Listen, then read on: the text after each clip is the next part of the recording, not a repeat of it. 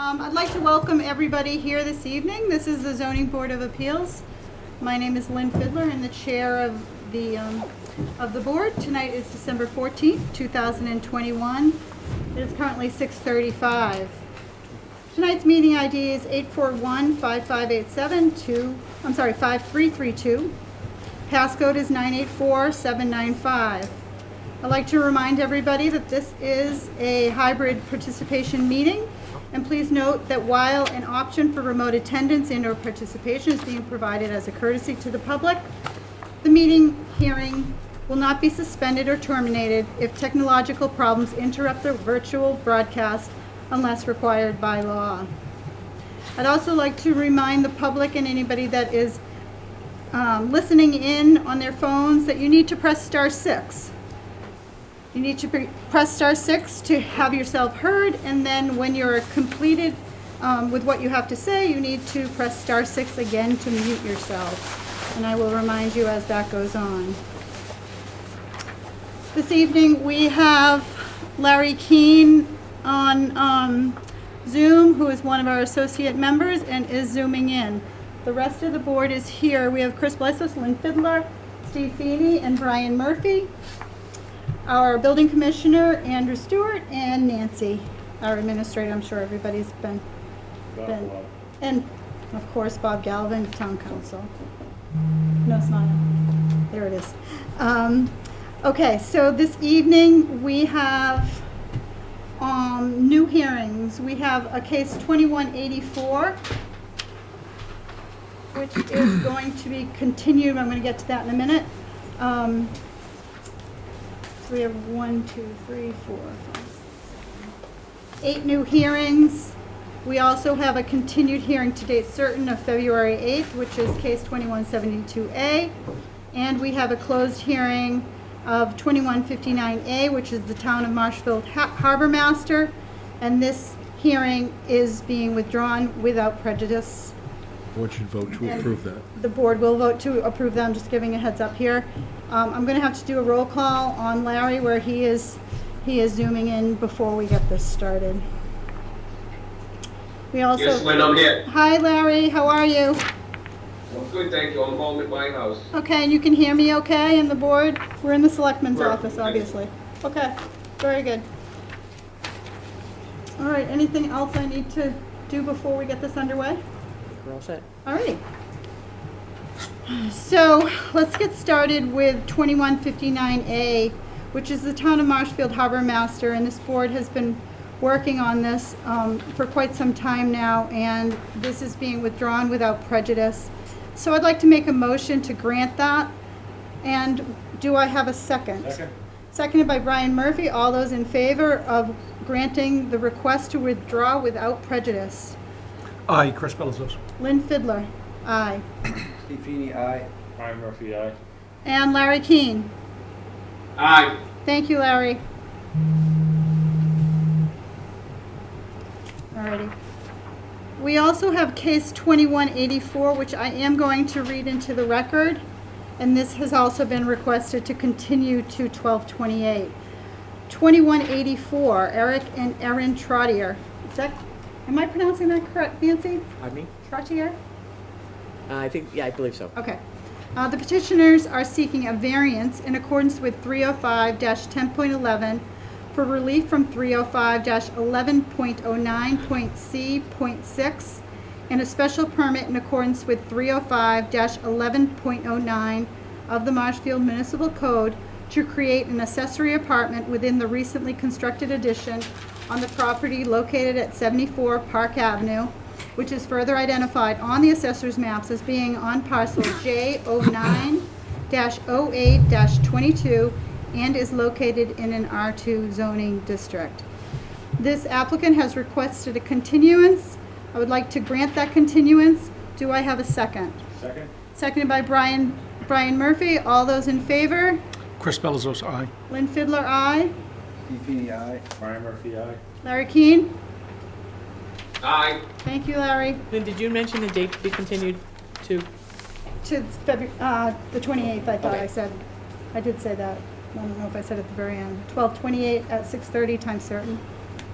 I can't find this. Okay. In addition to our hearings for new hearings this evening, we have case 2187, which is Frozen Fork Corporation, DBA South Shore Buds. And this case 2187 has also been requested to withdraw. It hasn't been opened yet. Do I need to open it, Bob? Yep. I need to open it, read it in, and then withdraw. So I'm just getting rid of a few housekeeping things, folks.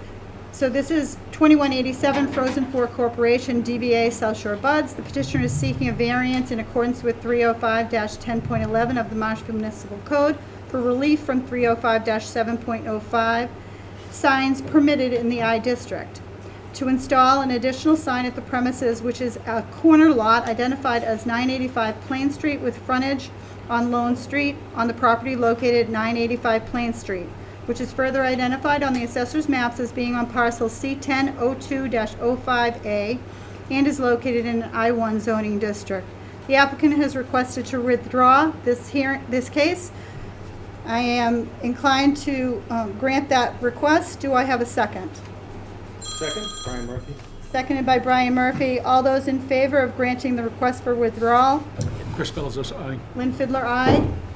Steve Feeney, aye. Brian Murphy, aye.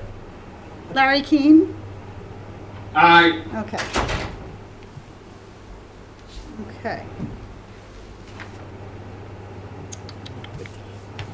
Alrighty. So we are heading into our actual hearings, and from this point on, we will go according to our agenda. So we will see 2185, 2186, 2188, 2189, 2190, and 2191. So do we have the applicant here this evening for case 2185, which is Junior Dry Seal Trust? Yes. If so, would you like to come and approach the board? You may need to grab another chair. Lynn had to step out, and I cannot figure out how to get his files up. Okay, we can, if you wouldn't mind, are we still live with MCTV? Yes. We are live, so why don't Wait, I got it. I will read this into the record and then take it from there. This is case 2185, Junior Dry Seal Trust. In accordance with 305-10.09 of the Marshfield Municipal Code, the petitioner is seeking an appeal of the building commissioner's decision that the petitioner is in violation of the Town of Marshfield bylaws with respect to the open storage of junk and junk automobiles on the property located at 605 Plymouth Avenue, which is further identified on the assessor's maps as being on parcel K10 1901 and is located in a B3 zoning district. I see, yeah, how are you? And your I'm Dana. attorney. I'm Dana Jr. and this is my attorney Jay Creed. Hi. Do we need to wait for Andrew to come in? I got the files up. I just have to find out how to get the first one up. I apologize. That's all right. Do we need to take a short recess I don't to make sure this is think efficient? so. I think in light of what's going on, if you or your applicant or your attorney would like to explain this process after Andrew is our typical protocol for this, so if you wouldn't mind just sitting tight, we'll let Andrew Sure, that's fine. speak first and then. Absolutely, yeah. So I'd like to make a motion to take a 3-minute recess. Do I have a second? Second, All those in favor? Chris Belzos, aye. Lynn Fiddler, aye. Steve Feeney, aye. Brian Murphy, aye. Actually, we're Larry good. Keane? We're good if you want to continue. Aye. Okay, thank you. Oh, that makes sense. No.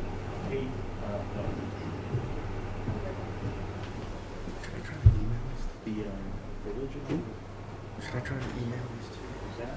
two? Yeah. It got consolidated with the other one. Okay. So we're good though. This should all be withdrawn. Because when I went to the file, I found his amended letter. Well, then there was a new advertising. Yeah. So it should be the original case and the other one. So does Lynn have to withdraw 2159? She didn't mention that. She should just clarify that that's also being withdrawn with them. Hey Nancy, What's your email? I can email you pictures right now. Just forward. Probably send it to There were Andrew two because cases, we have 'cause when his they originally computer up filed, they tonight. didn't ask for a special permit Yeah, under his. section I mean, 1012. actually, send it to me, I can go scan it, go save them to the file. In the last meeting, You have his when we closed, email? I think you closed it, but I don't think you voted on it to allow them to. A. Stewart? I got it. Yeah, I got it. Would be my cookie.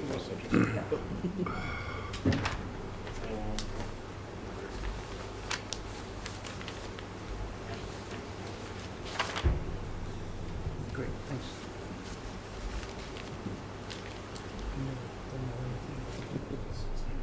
Just the way I like it. Yeah, I understand you've been you're getting acquainted with Tony. We're gonna get more acquainted very, very shortly. Sounds like music to my ears. More like a funeral dirge. My niece is finally phoned up. This has been texting because my niece is finally phoned.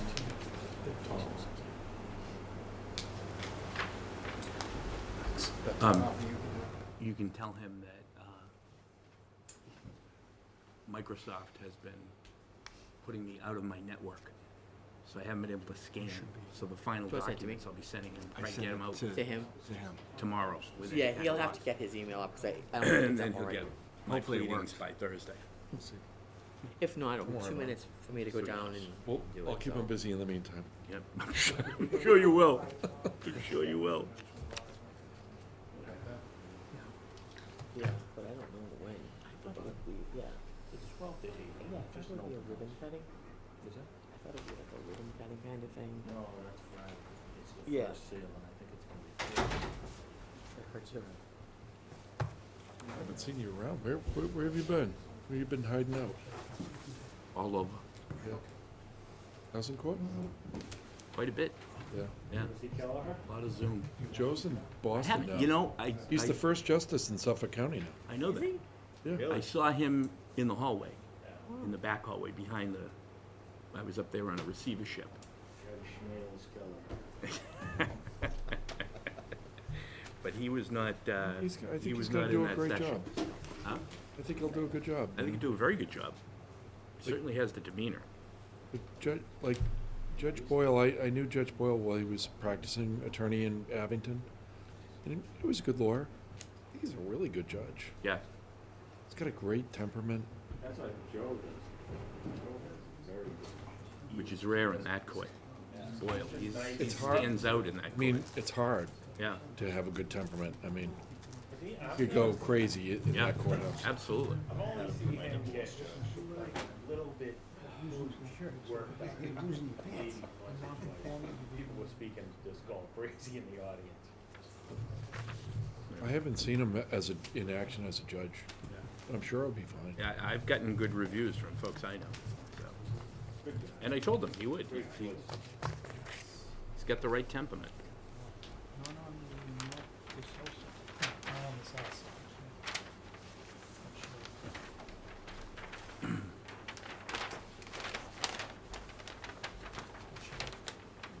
Jay, how's your dad doing? Good. Yeah. Real good. Still gets his half and half and his bananas. What mass does he go to now? I used to see him more. Is he able to get to mass? Goes to the Saturday. Saturday. The Yeah, we've been 4:30. going to Sunday, so. Yeah, yeah. That's his mass. And then the 99. That's how it rolls. His ritualistic dinner. for the junior I like the cheeseburger. I like the 99. It's very, it's not high society, but it's very, very reasonable. And the kids were let early. It was great. The Red Sox win, the Bruins win. Yeah, the kids eat for free. My son calls it McDonald's with silverware. McDonald's. No. he's not a fan. One time I represented, it's the Longhorn Steakhouse. And the Longhorn Steakhouse is owned by the company that owns the Rainforest Cafe and the Capitol Grill. Oh, So really? like, Yeah, how does that fit? well, I guess the steak that you get at the Capitol Grill is also a steak that they would serve at the Longhorn. Really? But the Rainforest Cafe is a different But grade of steak. The Capitol Grill ages its beef. Apparently, it all comes from the same spot. Really? So did that what they one over- probably do is they don't do the aging for Longhorn. I mean, I've eaten at the Capitol Grill, I think, twice in my life, and both times it was pretty damn good. Yeah. They both done all. I had a gift certificate one time. Yeah. Yeah. I know he's not coming to okay, right? I think the wife took me Oh, one that time. was, that means you took yourself. That's right.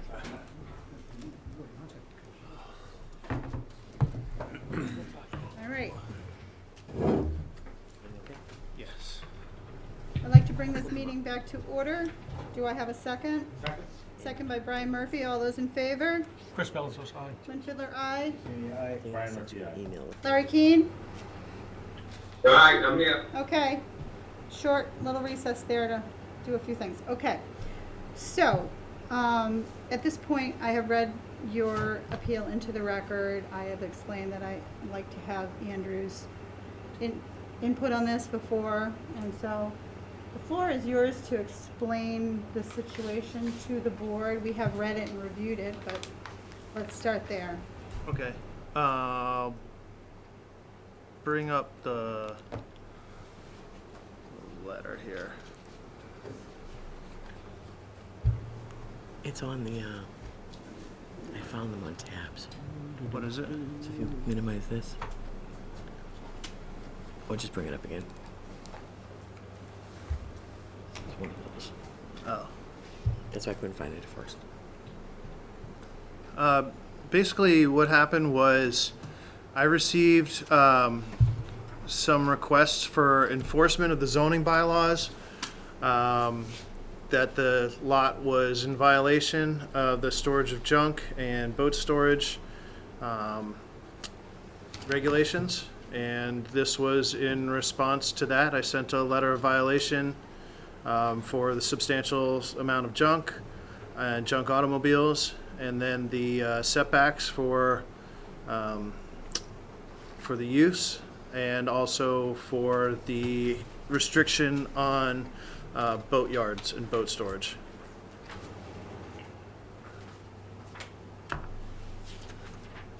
Anything else? No? Okay. Would you like to explain this Sure. appeal? With all due respect to Andrew, he cites to Chapter 305, Article 5, Section 305-5.04 of the Table of Use Regulations. His words states that although a commercial parking lot is a permitted use with a special permit in the B3 district, that's incorrect. Commercial parking is a permitted use in the B3 district, and I've attached, I believe I attached to the application, a copy from the website of the Table of Use Regulations citing, highlighting B3 and the P under commercial parking lot, which is use number 24. With regard to the allegation, with regard to storage of boats, all the boats on site are for sale. Establishment selling boats and boat accessories, which is use item 7 under accessory, is also a permitted use. So we're not in violation, or my client is not in violation of either of those uses. With regard to the setbacks, well, let me deal with junk first. As far as I can see, the word's not defined in the zoning bylaw. So I suppose one person's unused vehicle is someone else's junk. All the vehicles that are on site now are registered and have license plates. Any vehicles that were not registered have been removed. As I stated before, all of the boats are for sale, and people pay to have them there for sale. So we don't define that as junk, and I think we need a little more clarification from the zoning code enforcement officer as to what is junk and what isn't junk before we're cited for violations. The other problem that my client has with regard to this site is that, and I'll give you an example of what what he cleaned up today. People on their own leave junk, what I would define as junk, on the property outside the fence. Today, he removed at least one television set and some furniture that people simply drop off. Why they do that, I don't know, and neither does he.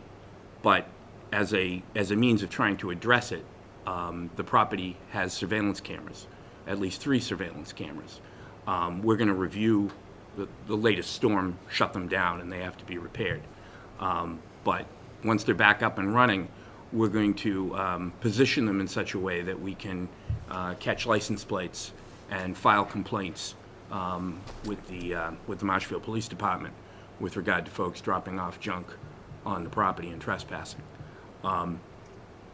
So, I mean, I think that addresses the major concerns that are dealt with here. This is I've attached, I believe, as well, the order of conditions that issued in, I think it was 1978, which prohibited any building on the lot.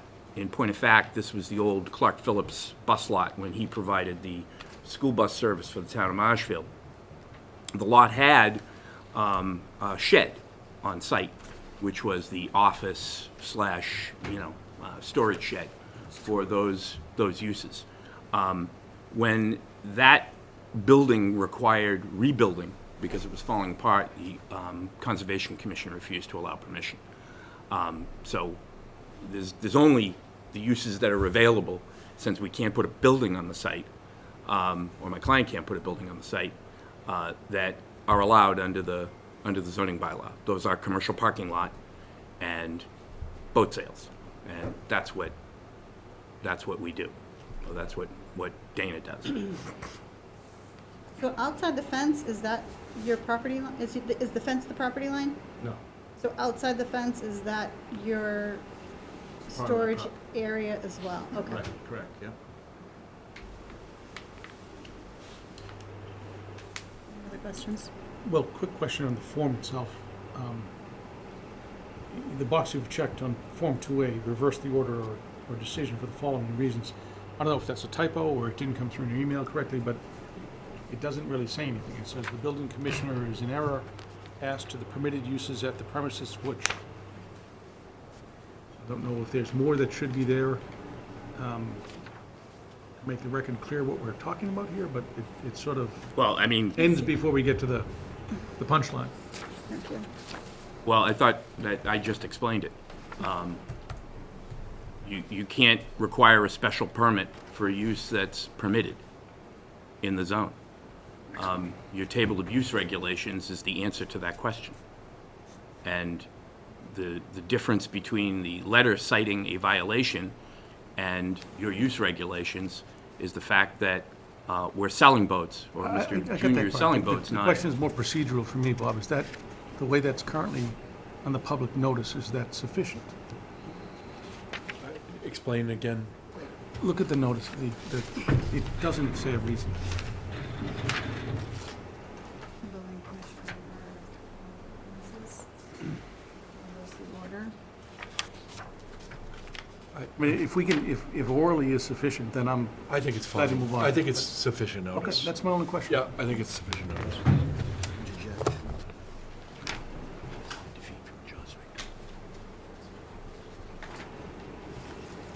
So your claim is that the boats that are there, the trailers, the other pieces of equipment are for sale They're either for sale or registered. or registered, okay?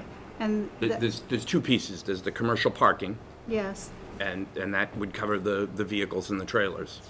And there are the boats. All the boats are for sale. and that is in addition to what is outside the fence? What is outside the? Inclusive of what is outside the Yes. fence. The entire property. Yes, okay. Yes, now, there were, at the time of the letter, there were some campers that were not registered. And you've removed Those those. are gone. Right, And I drove by today and I noticed the TV, and I know it's, $5-10 to Right, get rid that's of all it in the at back of my truck right now. Yes, I know, it's a thing. And I sent pictures to Andrew just now. So, and there was a bag of flour sitting there, and my mother thought, well, she'd make cookies out of it. I said, Yeah, we're right. just going around Does and she dry. want I'm joking. Okay. I'm just being funny. And probably not funny, actually, as my kids would say. So I just wanted to get into a little bit of the history of the property as well. And I know that you're probably both aware of, there is a history on this property with that. So if the board doesn't have any other questions, I don't need to go into that, but there was a conservation restriction that I am aware of. If you'd like to share with the board what that's about and explain your position on that, that might be helpful for us as well. Sure. It's up to you. Yeah, Go ahead. I can do it. I'll give you the layman's. Yeah, one. which is probably okay. I bought the property from Clark Phillips. Clark Phillips had the buses stored on that lot years ago, back in the 70s. Right, I remember. He had about half, more or less, about half or 2/3 of what is there today as a parking lot. He filled in a portion of the property and paved over it without conservation approval at the time. Conservation said, you can't do that. It's not, he didn't fill in wetlands, he filled in part of the floodplain. They made a deal essentially and said, you can't ever build anything on it, and you can keep your parking lot the way it is expanded now. That's, as far as I know, the way it sits today, and that's what I'm using today. So you're using the entire perimeter, including what is outside that fence? All the paved area, Okay, and is that, yes. is that what you understand to be correct, Bob, as far as the restricted area and the history I of think this? he'd give you an accurate, I think it was accurate. I mean, there was an allegation that Clark Phillips was filling wetlands illegally. And in order to resolve it, they let him keep what he had, but he had agreed that no buildings on the lot, and there was a restriction placed on the property. I don't think the restriction's ever been recorded, to Correct. my knowledge, right? No. But it's required, and we had a little dispute over that, and that's been settled, so, so that's still a requirement. But if you look at the order of conditions at condition 11G, Okay, it states to Do we prohibit the have that? construction of buildings in the future on this parking lot due to the flood damage potential because of the below sea level Same as- condition of the lot. The owner of land shall place a conservation restriction on the lot to be administered by the Commonwealth and the town of Marshfield. And that's registered, this is registered land, so it's registered with the land court. As such, that effectively is the conservation restriction, because that was the gravamen of the restriction was, you can't build on it. We've can't been, build that's on what it, it but you can states. use the perimeter to the building end. He brought an action in the land court to try to have that expunged, and the land court kept it. Okay, so there's a long legal history of like what is and what isn't when it comes to So this. Jay, would this be considered, it's two lots, so you can have a use on either the boat sales and the parking lot on one, the boat sales on another? It's one lot. It's one lot. Was it merged? That's the only plan we had. That was a plan that was presented to the Conservation Commission in an attempt to get 5 house lots. We could have lived with 3. They only approved 2, proved not to be financially feasible. So as it sits today, it's one lot. one parcel ID, one lot. Correct. Yep. That was a proposed split of the lots. That was, So that doesn't put us in any jeopardy of 2 uses on one? no. And to the extent you need a representation that that was a proposed plan that never went forward, that's what we're telling you tonight. And you're saying it's number 24, right? Is that what you said? In the table of uses? Oh, it's not 11G 11G, in the order of conditions. That's a conservation restriction, yeah, okay, which is not before us, I take it. no. No. I would prefer to do a higher, better use for the land, but there isn't one, given that restriction. Okay. And again, I've approached the conservation on multiple occasions, and I just get no. to the point even where, The commission would give us, would allow it to be converted to 2 house lots only. To 2 house lots, right, and that's how you understand it. right. And I need at least 3 to make it worth it. Zoning wise, there's 4 and maybe 5 lots, based on the zoning requirements. So there's no zoning, 5,000 square feet? Right. And the total amount of the parcel is how many It's, square feet? it's over 2 acres, but a lot of that is wet. The dry area or usable area is between 30 and 40,000 square feet. So it's 3/4 to an acre right in there. Andrew, do you have any additional concerns where he's cleaned it up a bit? This Just argument? the, comment about junk is pretty clearly defined in the word usage and definition, so it's not an arbitrary decision about junk. It's cast-off material that would need to be reconditioned in order for it to used, and there were a lot of the RVs and other material there that was outside of the fence and inside the fence. Was clearly damaged, open to the elements, windows broken, doors open, that kind of stuff.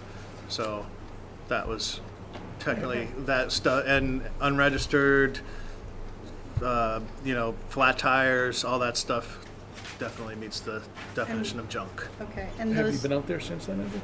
Pardon me? Been out there to look at the newer conditions? to I have, assess them? I've not, I've been out the last 3 days, so I just got back this afternoon. I did go by and look, but I wasn't looking to see if That was license earlier. We're this morning. I pretty was confident there. that, given that definition and that, our understanding of what Andrew's looking at, that those things are gone. Okay, well, that makes me feel better. Right. I don't know about the rest of the board. It's difficult, so when someone abandons, they start to pay storage, and then they just disappear. Yeah, I understand that. Jail, or they just don't want it, or whatever. It's difficult for me to get rid of it because I can't simply just take it to the junkyard because you need a title for it. They won't take it. So then I'm stuck. So I have to chase the people down, get the title, and then I can dispose of it. So sometimes that takes a long time. So that's really the situation I was in that In particular. the past tense, but now you've found a Right. solution? For those particular those items, items, but okay. there was another, for instance, a person during the night, they just dropped off a camper and left. No storage, I don't know who it was, so I called the police. It wasn't registered. I called the police. They ran the numbers. They found out who it was, but they said, there's nothing we can do. If it's on your property, it's now yours. And I go, well, I don't have a title, so I can't. It's not mine. And they go, sorry. Figure it out. So I'm put in a spot when, as I understand it, if I brought that camper to your front yard tonight and left it, it's now yours. You have no recourse on me, is what they told me. So I've been put in a spot of like, what do I do? And it takes a long time to find these people and then to get the title so that I can at least stuff it in a dumpster or bring it to the junkyard. He's not threatening that, Lynn. No. It's just a for instance. You won't see you won't see it on your front just- lawn. But I was The very wheels are surprised to hear that. spinning. I was Okay. very surprised to hear that from the police. Sorry, nothing we can do. I don't have any history with that and whether or not I'm. You don't want one. for it, yeah. You don't want it. Anyway, so I've cleaned it up. Hopefully we're square. We can meet out there if you like. Yeah, the only other issue really is what it comes down to is the use of the property, because is it a commercial parking lot or are they selling the boats? Because the selling of the boats that's an establishment selling boats or used vehicles or whatever. That's pretty clearly defined as a primary use, commercial use. So- they're here in front of us for the junk, so do we need to bring them back? Well, so this is the thing, essentially they're appealing my decision, but they went through with what I asked them to do, right? So like, I didn't understand the appeal necessarily. I felt like the more appropriate thing would be to make application for the permit to have 2 uses on the property, but. May I explain why? Are you finished? Sure.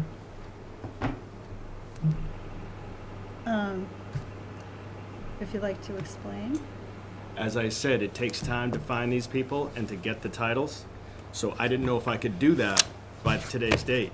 So when I got the enforcement, my only option at that point is to file an appeal to protect my rights and to keep the ball rolling. During that time, I was able to get the titles and to take care of the stuff, but I didn't know that at the time. That's why I appealed. Okay, And that's what gets us here today. okay. Any comments from the board? Andrew satisfied? Yeah, real quickly, Larry Keane here. Sure. Dana, you were saying earlier that you had security cameras set up for the outside of that property, is that correct? Yes. They're not in working order now, you said they were knocked out from the last storm, will they be up and going again? Yes, I'm working on that now. I have someone working on it, so I have to, it's a Verizon thing, and you know how that goes with Verizon. Yeah. We'll see. I went by there also, did notice the TV, the sack of flour and the dresser.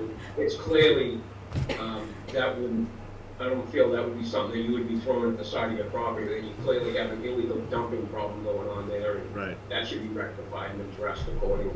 I have. But also, I took the liberty and went onto your property today and kind of looked around, and where the privacy slats aren't up anymore, I know it gets beat by the weather down there, and that might be some of the issue too, that maybe some of the abutters and the neighbors that are driving by on a daily basis kind of look right in at it. That maybe on the more visible sides, it could be screened a little better. Yeah, I actually have a call in to get new screening, because as you said, it gets tattered during the winters, so I continually have to update the screening on the fencing. So I do pay attention to that. I've already switched it out one time, and it has to be switched out again. So hopefully going forward, things look a little bit better and people a little bit happier with it. Good.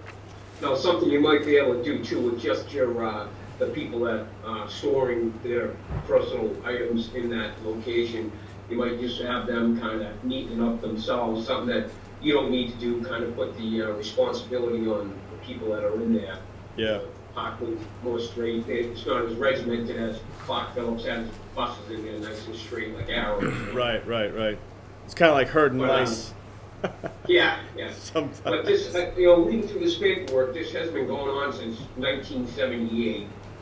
This property, I'm sure the residents around it would kind of like to see something, happen here one way or another to kind of clean this up and really make it a nice part of the community once and for all.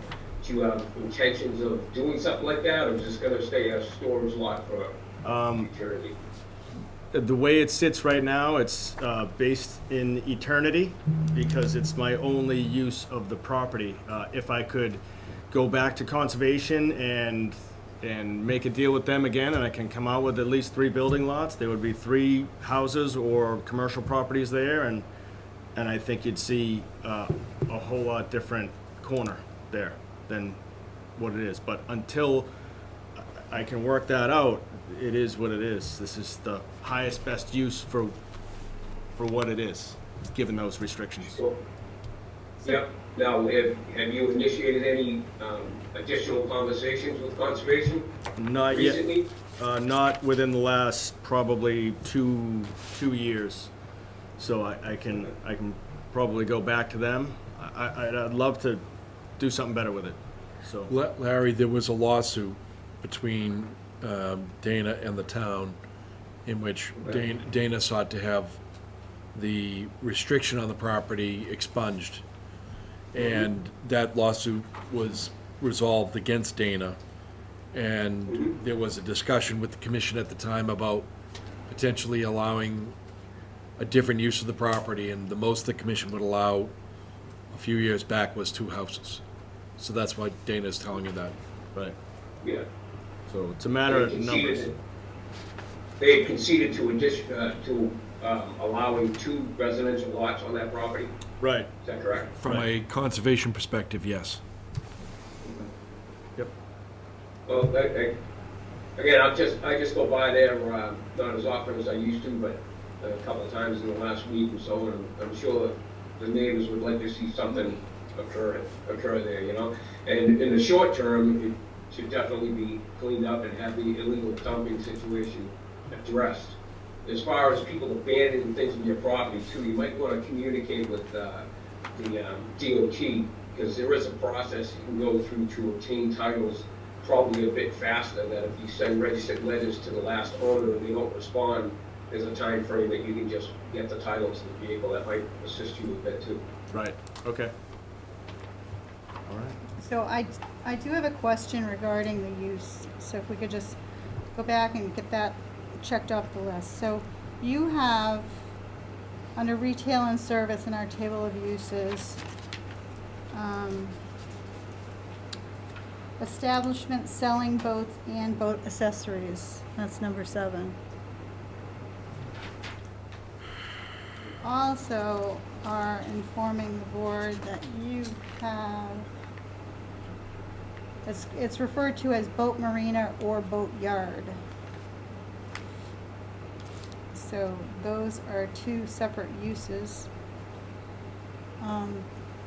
Perhaps you'd like to talk about that, unless Bob, you have a little bit more knowledge. I don't know, I mean, I think I have to kind of rely on Dana a little bit to kind of give us the history, but, you know, my own personal knowledge was that it was the Clark Phillips bus lot, and it was probably a commercial parking lot at the time.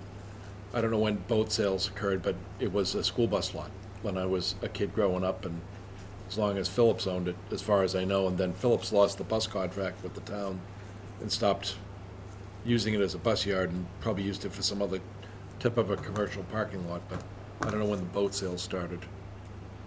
So this is a B3.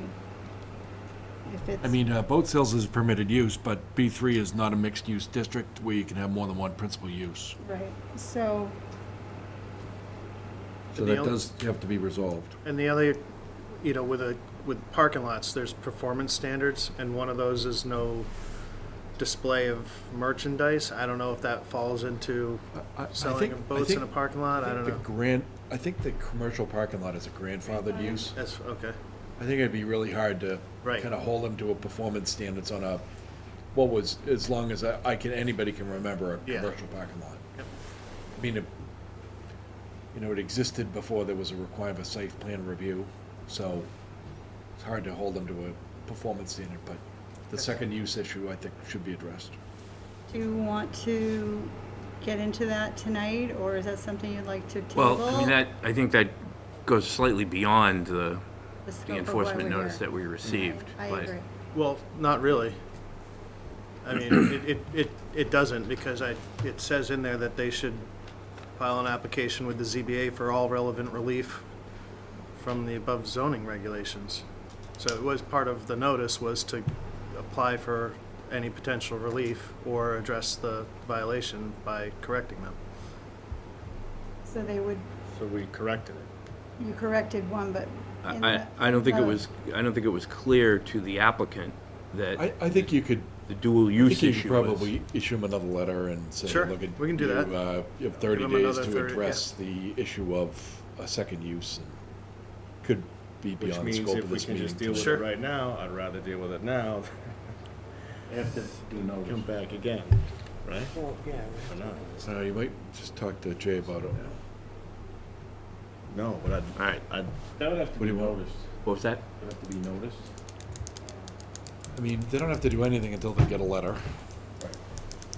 'Cause I don't know, I don't think it was really clear in that letter that it was a two-use issue, it was a junk issue that what the issue was. So perhaps the best way to proceed would be to kind of close this out now, if the board's satisfied on the junk issue, and then Andrew could issue another letter, and then you can I think that's the cleaner way to go address the second use issue. for you and for us. That way you can ask for some relief if you need it, too. Exactly. Are we all set? I'd like to ask the public if there's anything that they would like to comment on. There's actually in a butter email in the file. Okay, She's You on the have screen, that? was on the screen earlier. could you, thank you. Seems to be going,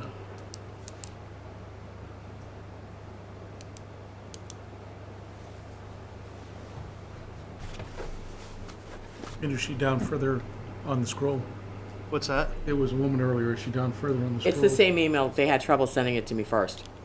So then they forwarded it from another email. No, there was a woman who was on there earlier with about the same name. I don't know if she's further down on the scroll of the list of participants. It's from the same family. She sent it, but it didn't go to me. It got sent back, means so on her Zoom. husband forwarded it. No, I think she's on the Maybe she's screen. on She's the thinking- line. On Zoom. Oh, it was on Zoom. Oh, She's I think she's on on Zoom. Zoom. But I I think did she's look. down, not visible on the side. That's as many people that are on there. Okay, because she was there earlier. She made me, yeah. Yeah. I'm sorry I didn't get what you were saying. Don't be sorry. We're all figuring out as we go. Okay, no comments from the public other than this request? Okay. I'd like to make a motion to close case 2185. Do I have a second? Seconded by Brian. All those in favor of closing? Aye, Chris Bellisos. Lynn Fiddler, aye. Brian Murphy, aye. Larry Keane? Larry Keane, aye. Okay. So folks, board, how would you like to proceed? We'll start on this end this time. Well, I think if, Andrew, you satisfied with what we're doing tonight? On the junk issue. On the appeal, in accordance with 305-10.09,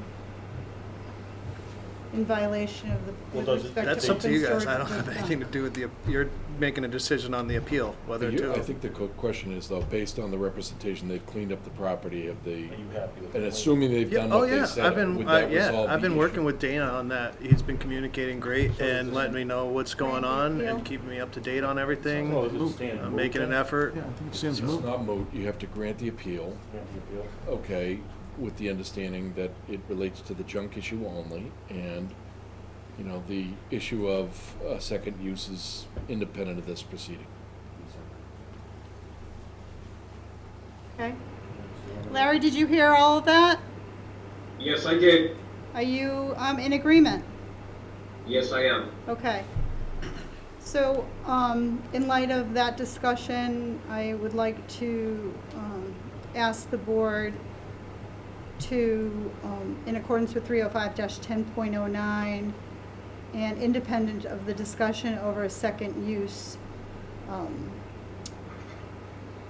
grant the appeal for 2185 605 Plymouth Ave. Do I have a second? Second. Second by Brian. All those in favor? Aye, Chris Bellisos. Aye, Lynn Fiddler. Brian Murphy, aye. Larry? Larry Keane, aye. Okay. So, I think we will see you again. Sounds like it. And Maybe so. happy holidays. Happy holidays. Have a cookie on the way Thanks, out. folks. Thank you very much. Alrighty.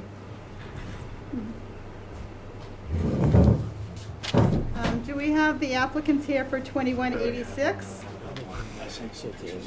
Hi, welcome. Appreciate it. All right, see you later. I'm going to read this into the record. Case 2186, Jerome Murphy, the petitioner is seeking a special permit in accordance with 305-10.12 of the Marshfield Municipal Code to construct a 12-foot 6-inch addition at the rear of the dwelling for an exterior elevator, a 12-foot 6-inch by 8-foot screen porch, and a 12-foot 6-inch by 26-foot 11-inch deck on the property located at 200 Riverside Circle, which is further identified on the assessor's maps as being on parcel D1901-14 and is located in an R1 zoning district. My name's Lynn Fiddler. You'll see we're working on getting some of your submissions up on the board. Oh, there's a pretty picture. So this is your application. If you'd like to explain the project to us as we go through your submissions on the screen. Well, the project, Identify yourself for the record. I'm Jerome Murphy, Hello, Jerome. and the project started out of a need that my wife and I see. We have lived in Marshfield for 4 years now, and we want to stay in the house we're in. But it's a beautiful house, and it's got a beautiful view over the marsh and the North River, particularly from the third floor master bedroom. Now, if you went back to the picture, you could see that you enter the house at the basement level was where the driveway is. And I'm 70 years old, and I don't know how long I'm going to be able to climb 44 steps up to the bedroom. The little clerestory windows up on the attic are where the master bedroom are. So what we wanted to do was to put an elevator on the house. And we looked at the best places to put the elevator, and the best place to put it was right through the back of the garage on the exterior of the house. And what's there now is an existing deck that sticks out 12 feet 6. That's where the 12-foot 6 dimension came from. It's about 12.6 by 16 or so. So we looked at designing just an elevator on the back, and it didn't make any sense because you'd have to excavate. We're on a hillside, there's a lot of water, the surface water comes down and groundwater comes down. It would be a difficult thing to deal with to try to keep everything dry. So what we thought we'd do is build a perimeter wall around where the deck is, and then wrap it right around the garage so that we'd have a deck facing the western sunlight, afternoons, sunsets. It would be beautiful. It would tie into the farmer's porch across the front of the house and really add a lot to it. And then my niece said, why don't you put in a screen porch while you're at it? So we converted the idea to be part of it to be a screen porch, and it's gotten to be quite a big project. But I think it'll be a very nice addition to the house. It'll be in keeping with the neighborhood. On the right is where the new construction would be. There's a kind of an oversized one-car garage there now. There'd be a second garage underneath part of the new addition that would step back a little bit. That's where we are. And so I am here to ask permission. We had a plot plan done, a certified plot plan done last spring to make sure that we had enough room to do this addition. And there's plenty of room. There's 39.5 feet to the side and 60 feet to the rear is the closest point of any part of the new proposed addition. We also found when we had the certified plot plan done that there was some encroachment by the neighbor on the land that had never been apparent until now.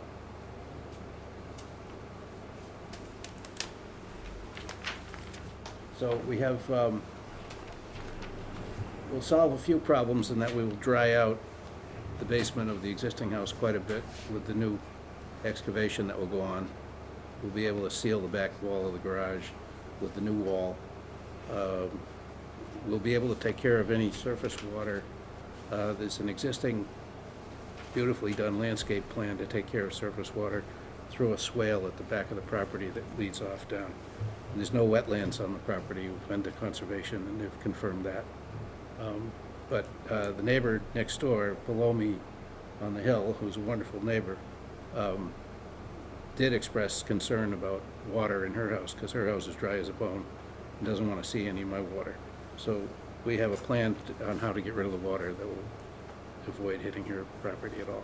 Is that a plan or is that something engineered? Your ideas? No, I Is that talked to the question? I talked to the landscaper who Okay, did so the you're gonna do original some sort of a plan with the swale or swale, something? and we're going to tie into the existing swale. Okay. All right. The site plan has your markups in red as you've described here. I'm sorry. I have it on mute. Whatever. So, Just the buzz. yeah, it's just the buzz, but my daughter's in flying home. Anyway, so for the proposal itself, you would need an as-built provided by an engineer, a final as-built. Oh, But at the end this- of this project. it At will the be end done. of this Yes. project an and occupancy before you, certificate. Yep, and I would I'm aware of that. imagine that the building permit itself would also require that. Yes. Yep. So, you're just so you're aware of that. I spoke with Mr. Stewart earlier, and Okay. he told me about that. Yeah. Okay, Yeah, I'll just say I informed him that I felt that this would be sufficient for this meeting, seeing as the only nonconformity really is lot size here. right. All the setbacks actually are met, and we can capture it all in an as-built. Okay. What is the lot size on this? It's about 20,000 feet or so. Is it bigger than that? 30.2 to the left side. 0.2? Okay, Thank you. all right.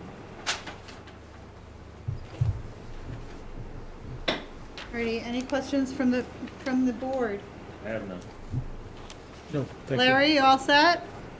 I am good with this. Okay, any questions from the public? Again, if you're calling in, you need to press star 6. See anybody else on there? Oh, I always say we hear crickets. Just us and Larry. Just us and Larry. Yeah, it is. That's all that's in there. And the other thing is, the elevator company is right here in Marshfield. Oh, really? That's it. Hoyt Elevator, yeah. Good. So So, hopefully it'll be smooth with all of this COVID. Everything's taking forever and mechanicals are even worse, so. I've done a lot of elevators in my Yeah, time, and this yeah. one is gonna be easy. Okay, all right. So I'd like to make a motion to close this Second. case, seconded by Brian Murphy. All those in favor of closing? Aye, Chris Belazos. Lynn Fiddler, aye.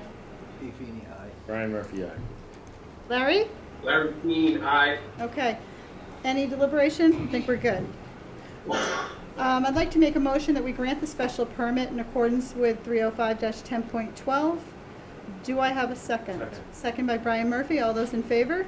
Aye, Chris Belazos. Lynn Fiddler, aye. Brian Murphy, aye. Larry Keane, aye.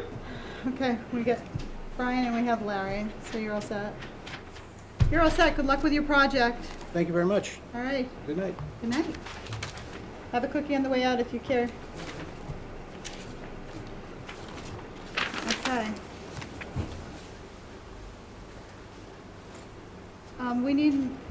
Can you run out and ask for Steve Guard? Thank you, Andrew. Why is my phone buzzing like this? What am I doing? You're on silent, but not, gotta hit that one more time. Oh, shit. Oops. Sorry.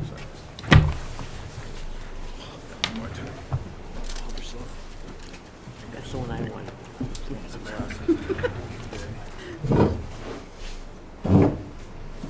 Alrighty, folks ready? I'm gonna read this into the record. Ready to go. All right.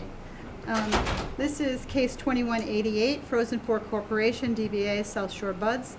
The petitioner is requesting a modification to special permit 20-49 that was granted at the September 22nd, 2020 zoning meeting to establish senior hours and to allow for delivery from the premises on the property located at 985 Plain Street, which is further identified on the assessor's maps as being on parcel C1002-05A and is located in an I-1 zoning district. My name is Lynn Fiddler. Welcome to the board. If you would identify yourself for the record and explain your proposal. Sure. Good evening, everyone. I'm Steve Guard, attorney for the applicant. And this with me is Ben Verger, who is the CEO of Frozen Fork Corporation. Before you this evening is, as read in the public notice, it is an application to amend the existing special permit to allow for senior hours from 8 to 10 in the morning on 2 days a week.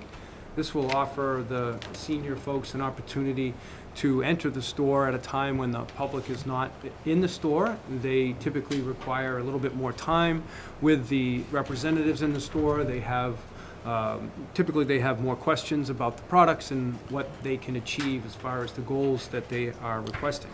The second item that is requested is the special permit that was issued back in, I think it was October of 2020, or February, was it February, October? September of 2020.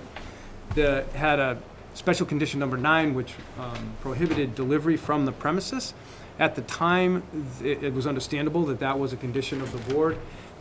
The Cannabis Control Commission had not established or promulgated delivery regulations that were really sufficient to ensure the safe delivery of the product to people's homes.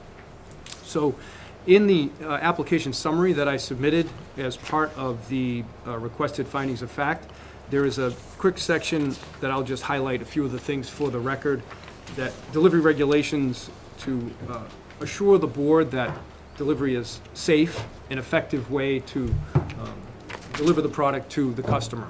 The product would be ordered by the customer online after the customer has established an account with a photo identification at the store.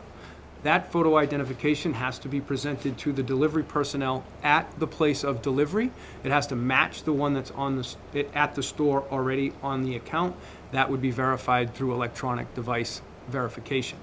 That person that takes delivery of the product at their home has to be the person who ordered the product. It cannot be left with someone else at the house, even if that person is over 21 years of age, which of course the person ordering has to be over 21 years of age. All vehicles used to deliver the product have to be unmarked. There is never more than $10,000 worth of product in the vehicle at any one delivery time. The deliveries cannot be made to public housing development or college campuses. They can only be made to private property. Again, the forms of identification would be a valid driver's license or a government ID or any other identification that is allowed by the Cannabis Control Commission.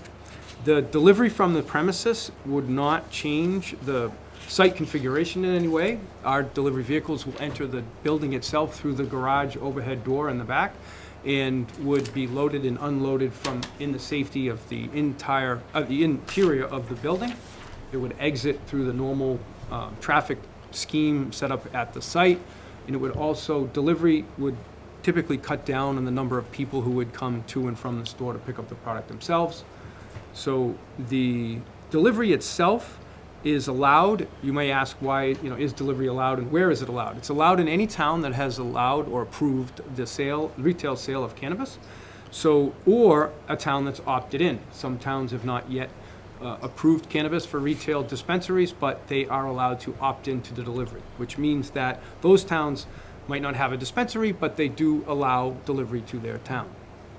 So the towns that we could deliver to would only be towns that allow cannabis. The advantage for the town of Marshfield is also financial. So through the host community agreement that Frozen 4 Corporation has with Marshfield, as you know, there's a 3% of $250,000 impact fee that's paid, the greater of which is paid on an annual basis. The delivery of the products, the purchase of delivery products will be through the Marshfield store on an app. They would, that would also go into the gross revenue established by the store for the HCA and contribute to the 3%. I thought it was 6, Steve. No, it's 3%, Steve, yeah. Nice try. I tried 6. Yeah, you did. I think I remember that, actually. Thankfully, the state law says 3 is the Yes, maximum. it's 3. But the good news is that you get 3% on the stuff that we would deliver to, say, Plymouth or to some of the other towns that have approved cannabis, which is kind of a boon for Marshfield as well. Having the store located where it is, it's very close to Route 3, it's close to the intersection, the exit ramp, so there isn't going to be a lot of traffic through town as far as the delivery goes. Right now, how many, we're thinking maybe 1 or 2 delivery vehicles at this point, maybe 3? Probably, we're going to start off with 3. 3.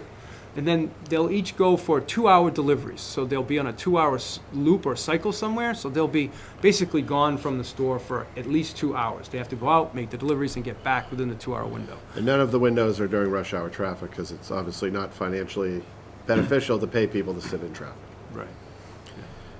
So, If I could add just one more thing. yeah, sure. And it's also important to note that there are 2 delivery licenses allowed to be obtained by the state of Massachusetts. There's the courier delivery, which has to go through the retail store point of sale system, and there's the delivery operator license, which is a direct business to consumer. We will have both licenses, so we will be able to deliver to the residents of Marshfield under either license. The really determining factor will be which host community agreement is impacted by those deliveries.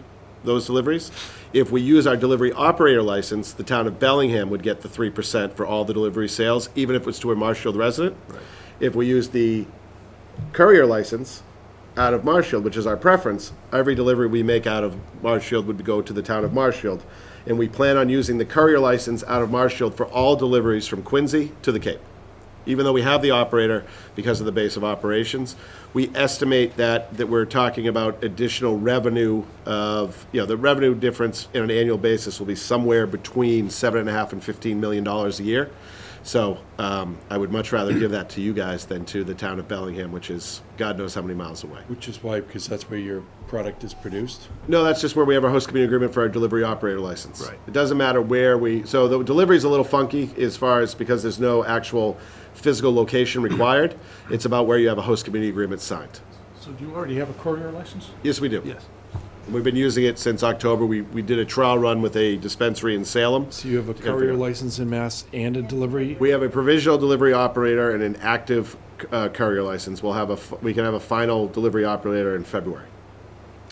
And you said you went active with the courier in August? October. October. We got final license in August. We started using it in October as a trial run. We did 2 months of deliveries with INSA in Salem, just to kind of work it out. I actually spent 3 of the shifts myself in the van. It doesn't have to be at a specific location? No, the vehicles are allowed to be housed overnight at the dispensary partner's location. So we actually kept our vehicles during that 2 months in Salem. So there's no real home base comparatively compared to a store or a grow or something like that. And the vehicles are the Transit Connects. We're actually going to be using Kia Souls for residential delivery. There's incredible amounts of regulation, cameras, and the batteries keep dying because there's so much stuff on those little batteries. But And probably the most important thing I forgot to mention in the cannabis regulations for delivery is that it has to be done by 2 people in the car that deliver to the product to the consumer at their home, and they're both wearing body cameras to videotape the entire transaction. and the vehicle can never be left unattended. So one person gets out of the car to make delivery, the other person stays in the car at all times. So there's no branding or marketing of any kind. And all the cameras, there's 4 cameras in the vehicle plus the body cameras, plus 2 different GPSs.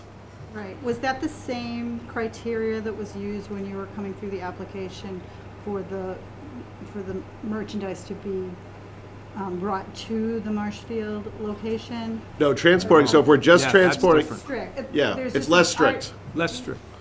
That is less strict than this is. So if we bring it from Bellingham or, to Marshfield, it's just product and it's going Yeah. store to store. Yes. It's just one person in the vehicle. Home Okay. delivery is, I can't, home delivery is much more regulatory heavy in when it's required. I think you're thinking of, we still I intended remember to having take, conversations Yeah. about it, but Yeah. there were so many conversations. Yes. I think you're recalling, Brian probably remembers, Yes. because he's like the elephant. You're- No offense, Brian. you're probably recalling the wholesale deliveries. Wholesale deliveries of the product to the store are still gonna take place, the unloading and loading will take Yep. place inside the building, just like Correct. it was before. Okay. Yep. That's what we talked about in our security plan that went to Phil, was that those would be delivered in nondescript trucks and then we brought into the store and then offloaded, so there'd be no risk of, Yeah, we've received Loss. in the last week about 25 deliveries at the store, but all of them have taken place inside of the building. Right. Well, what I remember was just Phil Tavares being the go-to for this board and understanding the safety and the importance of that to the board. He was So on I'm site, sure he was is on still site right today on top of this, yes, I'm sure he is. doing an inspection before we opened. Can you just answer me one other question? Of course. So you referenced that they had to have an account with you. Correct. With their, so does that mean an online account? Like So when I you come can- in, when you or- come into this, if you came into the store tomorrow during the soft opening, which you are more than welcome to attend between 12 and 8 p.m. at 985 Plain Street, you will put your Where is it? Okay. Shameless plug. You can't miss it. When you'll put your government issued ID into a scanner. Mm-hmm. That scanner then pulls it into our system, so that way your ID is with you on your account at all times. You cannot order for a home delivery unless you already have a pre-registered account with the dispensary in question. Right. And so it has to provide that. You can create that account online by uploading pictures of your ID. It has to be accepted. There's a few different softwares, but that same ID has to be verified. So if you made an order, as Steve mentioned, if you made an order and then ran out, your husband cannot accept the order for you. It has to be the person whose ID is on the account. It has to be verified. If your license is expired, you can't take the order. If you don't have your license, you can't take the order. You have to sign off on it. It's pretty intense paperwork. So they would have like a tablet, electronic device that would have your identification up, and they would ask you for their identification. It has to be and they would verified. Literally verify it Yep. together. Like a little bit more strict than the ski lines where they put it up to your face to make Yeah. sure you're the person on the ski pass. It is a sight to see, for sure. Any other questions from the board? No. Do you have any questions? I think the question, he answered my question, that they already have the license. Is that something you can change, or No, I mean, we should use the coverage license? Yeah, right. So the great thing is the courier license host community agreement isn't with Marshall, but that doesn't matter because all of the resource, because we have both the dispensary license and the courier license, all of the sales go on to the revenue of the store. So while we'll have to pay a very small host community agreement fee for our courier license to Bellingham, it's just a fixed fee of a few, $1,000 a year for the host community agreement, all of the proceeds from the sales go to the Marshall host community agreement. So we have it set up that way that the town of Bellingham does not get 3% of our sales. They just get a nominal fee paid annually for the impact for having the courier license in town. They were willing to agree to that because we also have our cultivation and our product manufacturing license there. And that's where they're making their money, is off of our 3% on those two. Okay, so before we continue, the bylaw 1206 that we are very familiar with from top to bottom. Yep.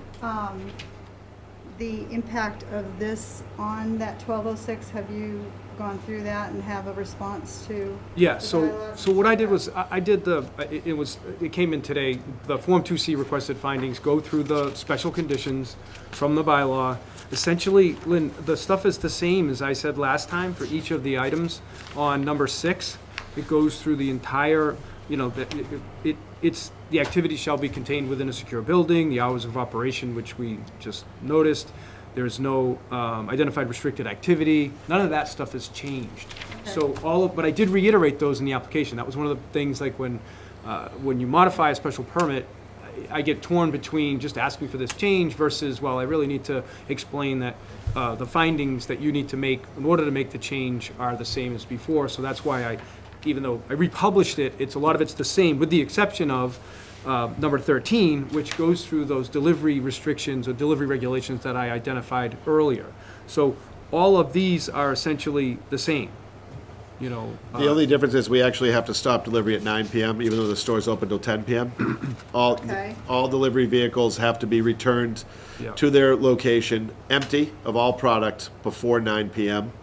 Now, if the vehicle is empty at 8:45 p.m., the last delivery was made, the vehicle's empty, the 9 p.m. Curfew, so to speak, doesn't apply because it's only product-based. Okay. But the van has to be confirmed empty of all product prior to 9 p.m., even though the store is open till 10.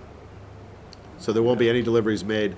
We basically stop delivering at 8 o'clock because you can't run the risk of running over because you have to file a report. So delivery basically will run between 11 a.m. and 8 p.m.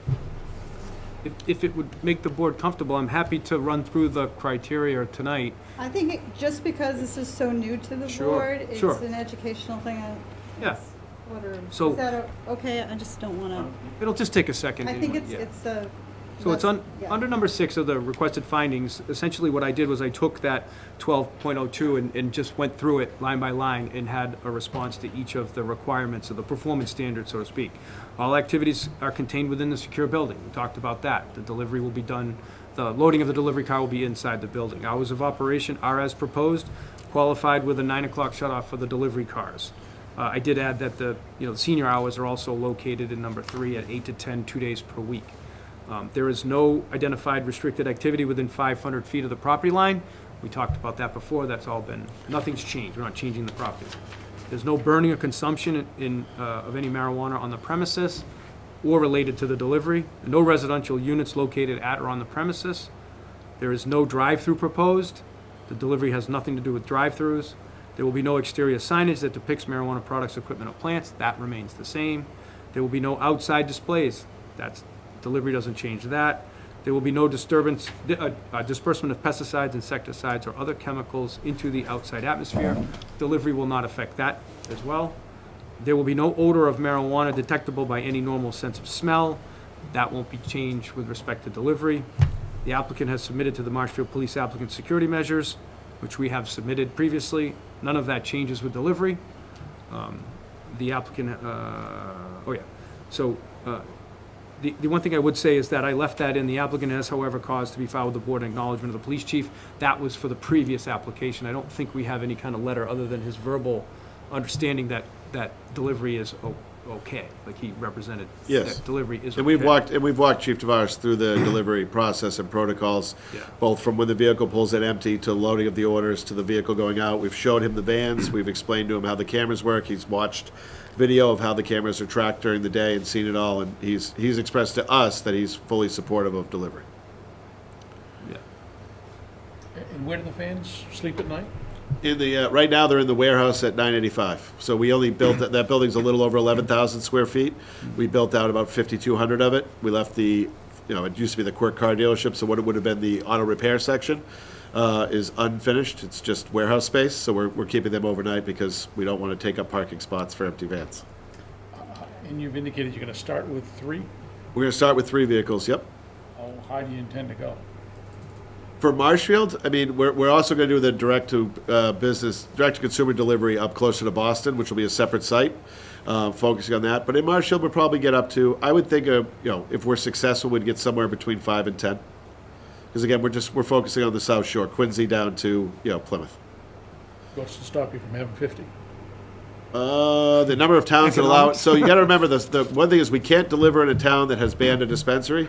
There's a reason why we're in Marshfield. That's because all of your neighbors have banned dispensaries. Lack of density. But I think you're bringing up, I think I know where you're headed. You're worried about where are we going to park all these cars in Marshfield overnight? I'm worried about how many are going to come in and out of that particular location. And Yeah, I don't think Yeah, I don't think sure. we'll ever. Be honest with you, the scalability is what we've spent all our time on. There's not enough density here for us to get to that number. How many are we going to have in the facility that's close to Boston? Probably 50. Down here, it's just. I mean, you only have Plymouth, you only have Marshfield, you only have Kingston, you only have Rockland, you only have Abington, and before you get to Quincy that have allowed dispensaries. We can't deliver to any other town unless they opt in. my concern isn't what happens up in Boston. My concern is Right, that's what I'm saying is. what could bring all these things here under some unforeseen circumstance, and how do we protect the town from having 50 vans over at Quirk? So there's two things that I would say is that, first of all, the parking on site, the parking on site is well above what was required that we got approved before. I think we're at 120. Well, no, we have 78 parking spots. 78 parking Started spots. at 100. Started at 120, then we're doing the Lone Street connector now we're down Yeah, to in my defense, 78. I lost some because we built the road for Yeah, it, we're so, building a yeah. road through the site for Yeah. the town, Where's so the, Yeah. it's not there yet. it's coming. It's there, it's just not paved. It's coming. It's there. It's there, it's just It's not on paved. paper. And the Infrastructure, second thing yeah. I would say is that, we're gonna have a traffic signal, and that this site will be connected to the traffic signal through the access road via the town DPW Quirk, and then Don Martin, and then of course this site. So those cars will be traveling in and out of the site through a signalized intersection when it gets to be that big. Right. Right now, the 3 cars, we're gonna be, And most of those in and out cars, till I we mean, get it. so they'll leave Marshfield, they'll be making deliveries around. So I would say that parking there, I mean, at the end of the day, we're not going to tie up our parking spots with delivery vehicles, but Yeah. we can safely park probably, I have 2 in there right now. I could probably fit 20 in there without a problem, parking inside. And so, I can't see us having it be worth the cost, because with 2 people per vehicle, if I have 10 vans in Marshfield, that means I have 20 employees, full-time employees in Marshfield. There's just not enough towns in order to do it. Willing to commit to that number? Sure, I'll come back before you if I want to go over 10.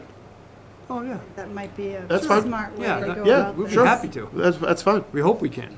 Yeah, we hope we Ben, will. can I ask a quick question? Sure. So with loading the delivery vehicles, Yep. would they go into the same bay Yep. for the delivery of the product? They go in the bay, the it's- door will close, we'll pick from the vault, put them in the van, and the door will open, they'll drive out. I just want to be clear for the board so that Yep. you could store them in that other side. Correct. But when they actually go to get the product or Right. take the product out, They would would go through our into a shipping and secure receiving door. shipping bay. Correct. Yep. Okay. But there is plenty of room in the unfinished side to But I'm, Yeah, it's I'm fine huge. with that. If you want to start with 10 and then have us come back if we want to go beyond that, I'm fine with that. That's totally fair. Well, if you're saying you can fit 20, does it matter?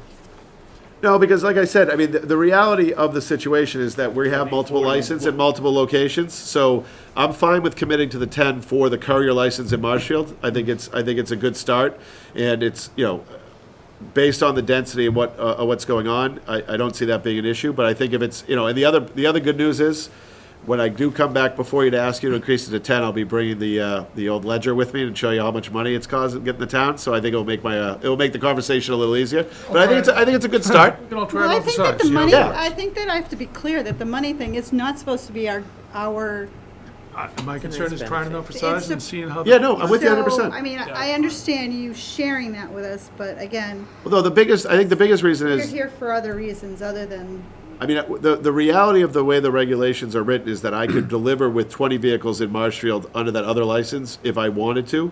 I don't want to for a couple of different reasons. One is because we want to do it in Marshfield for Marshfield, and second is logistics. I'm not pretending like I'm a great person. It's obviously a lot easier for us to base our operations there. I have absolutely no problem with the 10-car thing to start. If we want to have more than 10 cars under, and we have to register those vehicles with the CCC Cannabis Control Commission for that license. We only have 2 currently. We're adding a third.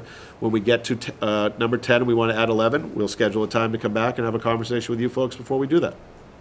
I think that's very fair and very reasonable. okay. So the decision itself, page 5, number 9, had there shall be no home delivery of marijuana products from this premise. So that is the crux of Yeah. why we are here. You are also here about a request for 8 to 10 in the morning for a senior hour. So if everybody's all set with that discussion, are we ready to move on to the next discussion? Okay, all right. If it's all right with you, I think that that's probably. Let's talk about senior hours. Yeah, just So Yeah, we're, I think that, Okay. if that's the only, everything else in our decision, you guys are going to an opening. Yep. You're ready to go. Andrews, I'm sure, dotted his i's, crossed his t's, and Yes, everybody else has. As far as Right. ready to open, yeah. The only thing I would say, again, about the cars, right? If we're gonna be storing the cars on that other side, we just Yep. gotta make sure that that's compliant, like oil, Oh, water yeah. separator, all I mean, that stuff. the reality is that When we we're get to it, Yeah. if you get to it, Yep. just consult me and we can go make sure fine. that the building's compliant for that. Yep. sure. Definitely. So for the senior hours, we're doing a lot of community outreach to senior centers all over the South Shore from Quincy down. We're doing a lot of cannabis education. There is a large demand in the senior community for cannabis for health and well-being. One of the things that we've discovered is a lot of people in the senior community are wary about coming to a dispensary during normal business hours for a few different reasons. One are the lines, and 2 is just that they're not comfortable kind of in that setting, but they have a lot of questions. They're coming to address specific issues or ailments that they're trying to find a solution for. Sleep, whether it's arthritis, whatever it might be, and they need a little more one-on-one time with our trained professionals to ask those questions and receive that information. So one of the things that we've discovered as we've been doing some outreach is that they would really like the opportunity to come to the store, but get that individual attention and not have to kind of be jostling in line, et cetera. So one of the ideas that we floated by a few different groups was senior hours, kind of like the grocery stores did during COVID, where people would feel more comfortable shopping. And so we've proposed that from 8 to 10, a couple of days a week maximum. We don't have a set schedule yet. We wanted to talk with you folks first to make sure it was okay. And then we plan on going out and starting to bring groups in to do that, probably one weekday and one weekend, and just open from 60 plus from 8 to 10. Obviously, I'll offer it to local residents as well, but also bring in some groups from different senior centers on a basis, and helping to educate them and provide them with that health and well-being. So, It would make my job a lot more fun, huh? yeah. Right? Hey, listen, I think it's going to be. There's a lot of people that use cannabis for a lot of different reasons to help them have a better quality of life, and I think that the opportunity to explain that in a more detailed setting with a lot less of that kind of retail pressure is what they're looking for. And most of the people that I've met in cannabis are very passionate about it and very knowledgeable about it. The people we've hired at South Shore Buds are an amazing team of people that are going to be an awesome resource for anyone who either uses it or wants to find out about it. And I think that it's going to be, it's a natural kind of setting to create that environment where people can come do that. And I think we're happy to open a couple hours early to provide that. And I think it's going to be a very rewarding time at the store. And but we didn't want to start booking people obviously until we asked permission. I don't have an opinion either way on that particular topic.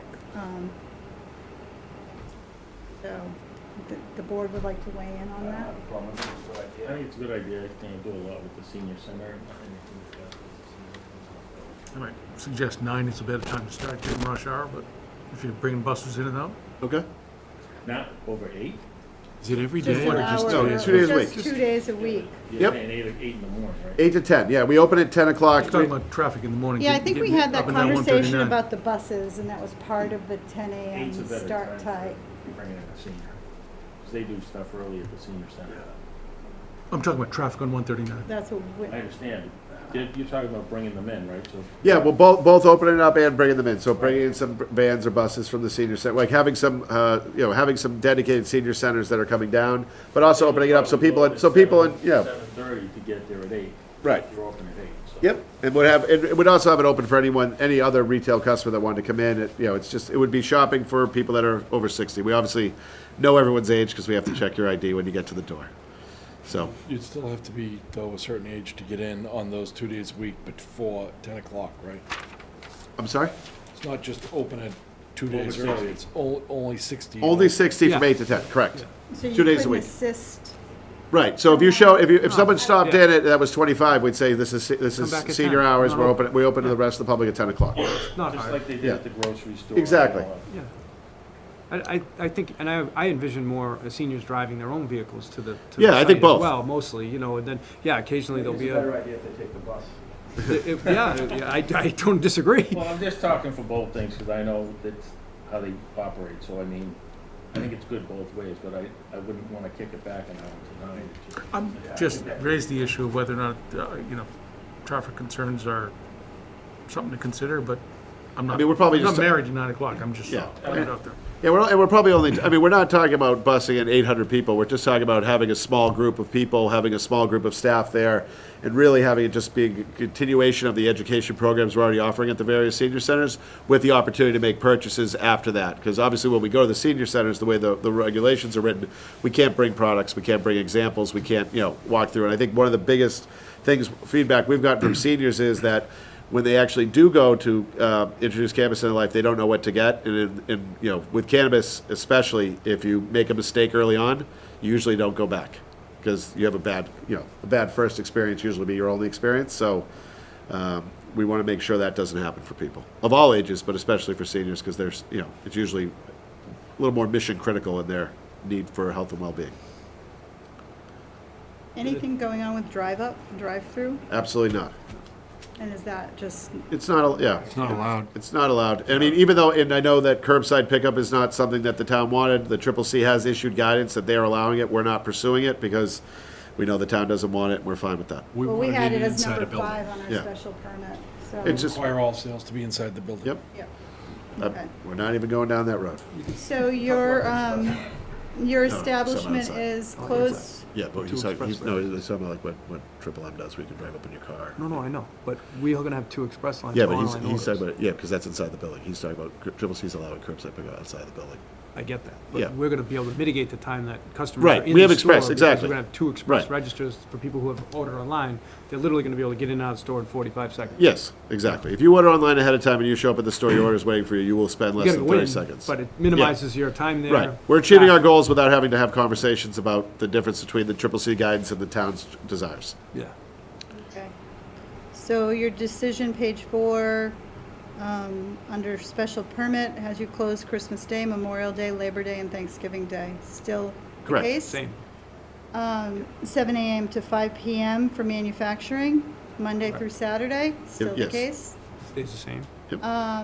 And C was 10 a.m. to 9 p.m. Monday through Saturday, and 12 p.m. to 8 p.m. on Sundays for retail sales. Correct. So you're requesting Tuesday and Saturday? I mean, It's 2 days a week? 2 days a week for senior hours between 8 and 10.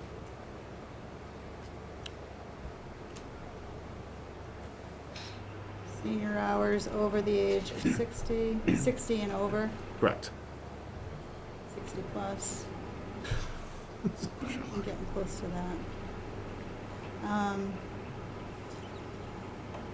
Anything else I'm missing? Good? Did we say Sunday till 8, or was that something you guys approached us with? Do you remember? 12 p.m. to Yeah, 8. we- It was 12 p.m. to 8. Yeah, on Sunday. Yep. Only thing We're fine is- with leaving it. We already painted it on the door. Okay, so you, well, I was gonna say, sometimes, why not make Let me it the just- same close time as the rest of the day? No, we have it 12 to 8. If I go back and tell my manager she's got to redo everyone's schedule, she's going to kill me. Yeah. The decision should make clear what license we're going under, though, that it's the courier license. That's what The is that applications. the application was for the courier license? No, so the license is the retail license. Yeah. We have two licenses that have host community agreements in the town of Marshfield. There's a retail license and a product manufacturing. I'm talking about the delivery purposes. Right, so the, I just want, when the decision is written, to be specific to. Yeah, that the you're allowing us, yes, you're allowing us to use, yeah, you're allowing us to have a courier license partner with our retail license. Courier Because that's the license you already hold. Correct, license partner. And that's also the one which designates the 3% to the Marshfield. correct. Yes. Because all the sales go through our POS at the store. The Your decision point of- your needs point to of be clear sale as to. is, Yep, so yeah, you're allowing us to have a courier delivery partner on our retail license that we have a host community agreement with the town of Marshfield with. okay. all sales calculated through that agreement will be POS on the host Just want to community make the agreement. record clear. Yeah, yeah, Yeah, totally. we'll, When I go to pull the, Yep. make the motion. yeah, when it gets drafted, I can help Nancy get the language so that it makes sense. It goes up to, Okay. flows up through the HCA. I haven't asked the public yet for any input or questions. Any questions from the public? Again, press star 6 if you're dialing in. I forgot there was the hybrid. Again, crickets. Larry, are you all set with this? Yes, once again, I think this has been a pretty clear and informative presentation by the application. I think the senior hours are good to accommodate the seniors, and 10 cars for the start delivery is perfect. Alrighty. Let's make a motion to close. Second. Brian's always. Okay, Brian has seconded. We're motioning to close on case 2188 for Aye, Chris modification to the special permit number 20-49, which is the decision. Go ahead, Aye, Chris. Chris Bellisos. Island Fiddler. Steve Feeney, aye. Brian Murphy, aye. Larry Keane? Larry Keane, aye. Okay, this meeting is closed, this hearing is closed. Do we need to deliberate or maybe be clear on the conditions? Retail license with a courier license partner, identifying item on page 4 of 8 of our decision of 20-49. The amendment would be to add 2 days a week for seniors 60 plus, going from the time of 8 a.m. to 10 a.m. We also have item number 9, which is on page 5 of 8, and that was to be edited and deleted. And that was, there shall be no home delivery of marijuana products for the premises. And the change would be to allow home delivery of marijuana products from the premises with the retail license and courier license partner. Is there anything else more specific I need to do than that? Nope. Okay. The Do I- 10 trucks. And the 10 trucks as a limit to that courier service. Anything else? I don't think so. Does that sound good to you, Bob? Larry, good? I am good. Okay. I'd like to make a motion to grant with those conditions. Second. Second by Brian Murphy. All those in favor? Aye, Chris Bellisos. Lynn Fiddler, aye. Steve Feeney, aye. Brian Murphy, aye. Larry Keane. Larry Keane, aye. Okay. So that takes care of that. Thank you. Thank you Thank very you much, very much. folks. We appreciate your time. Good luck. I'd love to see everyone tomorrow. Thank you very much. Bye. Hey, Steve. Okay, moving on. Yeah. Pigs flying when he asked that question. Do we have the applicant here for 2189, Dean Copeland? Right here. Hi, Dean. How are you? Come on up front. I'm going to read this into the record. The petitioner is seeking a special permit in accordance with 305-10.12 of the Marshfield Municipal Code to construct a 52-foot by 63-foot single-family dwelling on the property located at the corner of Ocean Street in Macker Terrace, which is further identified on the assessor's maps as being on parcel J08-05-14 and is located in a B2 zoning district. My name is Lynn Fiddler. I'll be your hearing officer. Let's see what we have here from Andrew. The application. We have the deed for this, right? Thank you.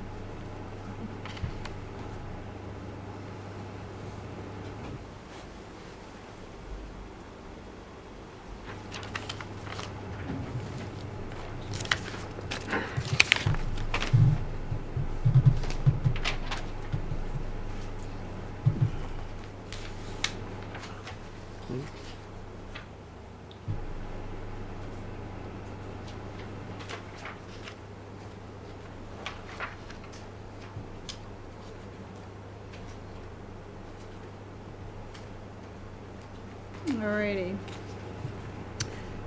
Want to introduce yourself for the record and explain the project? For the record, Terry McGovern from Stenbeck and Taylor with Dean. Basically, what we're here in front of the board for is a renewal of a special permit that was issued in December of 2013 for a similar size structure. I actually have some copies of the older plan that I can just hand out very briefly. The newer plan will be up on the screen, and effectively that plan, the older plan is referred to in the decision, had a similar size structure in a very similar location, and had essentially the same setbacks. It's in the B2 zone, and is granted a special permit as a record. And apologies to Larry, I don't have one on the flash drive. Essentially, relief was granted. There is a letter in the file also noting that this is a residential lot of record. And all we're doing under this new application is essentially the setback to Macker Terrace would require 2 feet of additional relief because of the depth of the structure, and the setbacks to Ocean Street would change from 69.5 feet, would actually increase very slightly. Should I grab the right plan? To Terry, is the size of the house 53 by 62?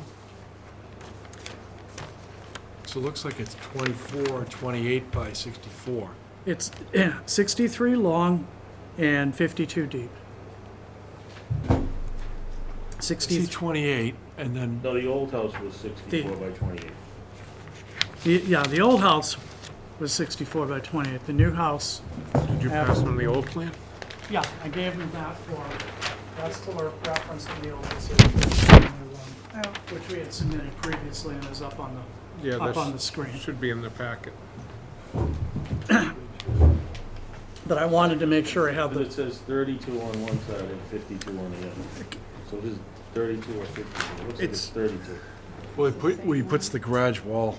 Oh, I see that. 52 is the overall, the longest 52 is the dimension. overall depth, 32 plus, and then So that's plus the 63. garage slab.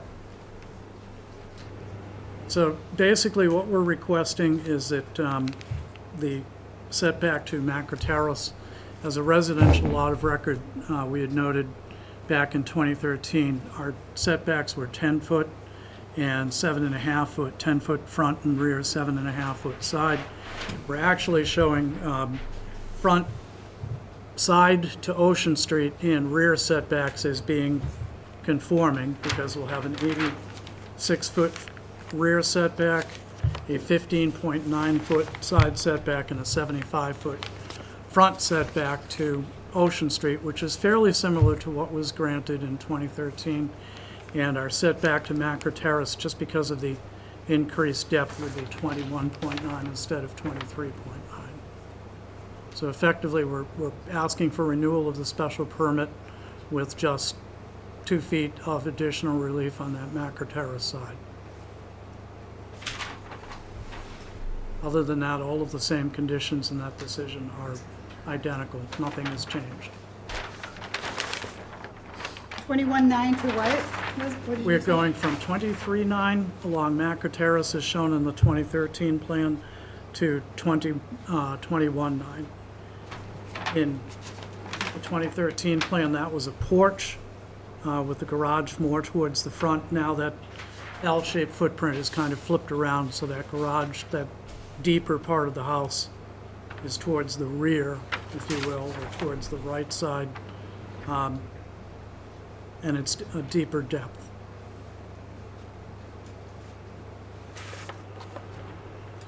However, the front, the side to 1385 Ocean and the rear are all conforming.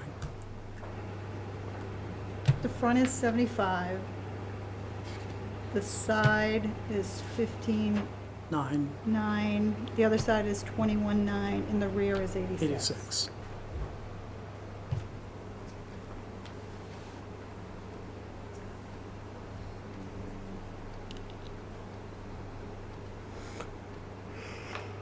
And this is in a B2. B2.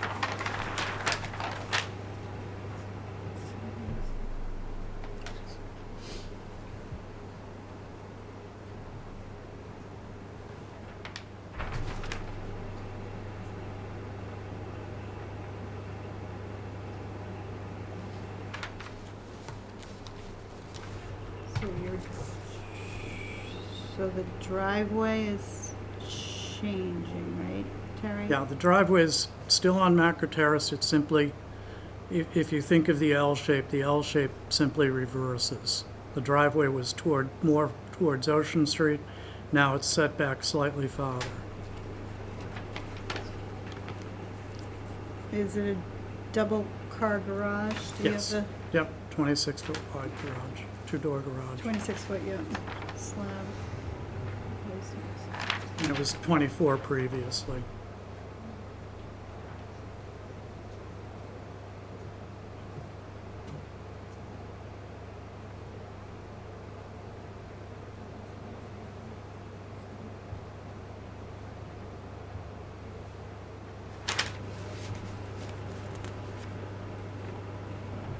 Are we all set? I want to throw the architectural rendering up, Andrew.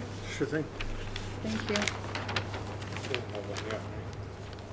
I don't know, and Jack gave me a floor plan, which had basically, if I remember right, one story? Yeah. One and a half, it's a ranch. one-story ranch. And I think the previous house was two-story. It's a residential lot of record. Residential lot of record.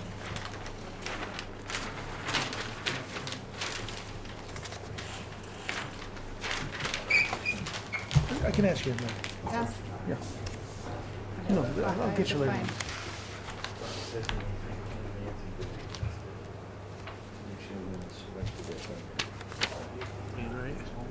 The non-conforming lot, correct, Terry? Yes. Terry, did you submit architectural? I'm sorry? Did you submit? I didn't submit them. I don't know. Jack, did you? I know you gave me a floor plan. We don't have a floor plan or an architectural rendering?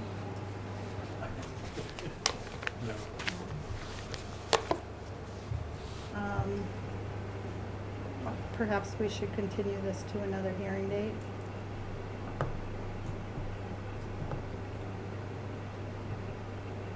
Folks, any input? Well, if you guys feel we need a architectural, it's up to the board.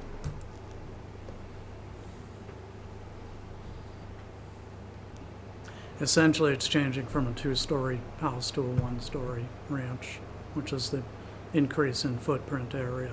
I had It's- simply the It's dimensions of, considerably different in the footprint, so that's Mhm. why I'm asking. Is that difficult? Do you have plan? We have a You floor just don't plan. have them We available don't have a to floor us? plan, we don't have an architectural rendering. Okay.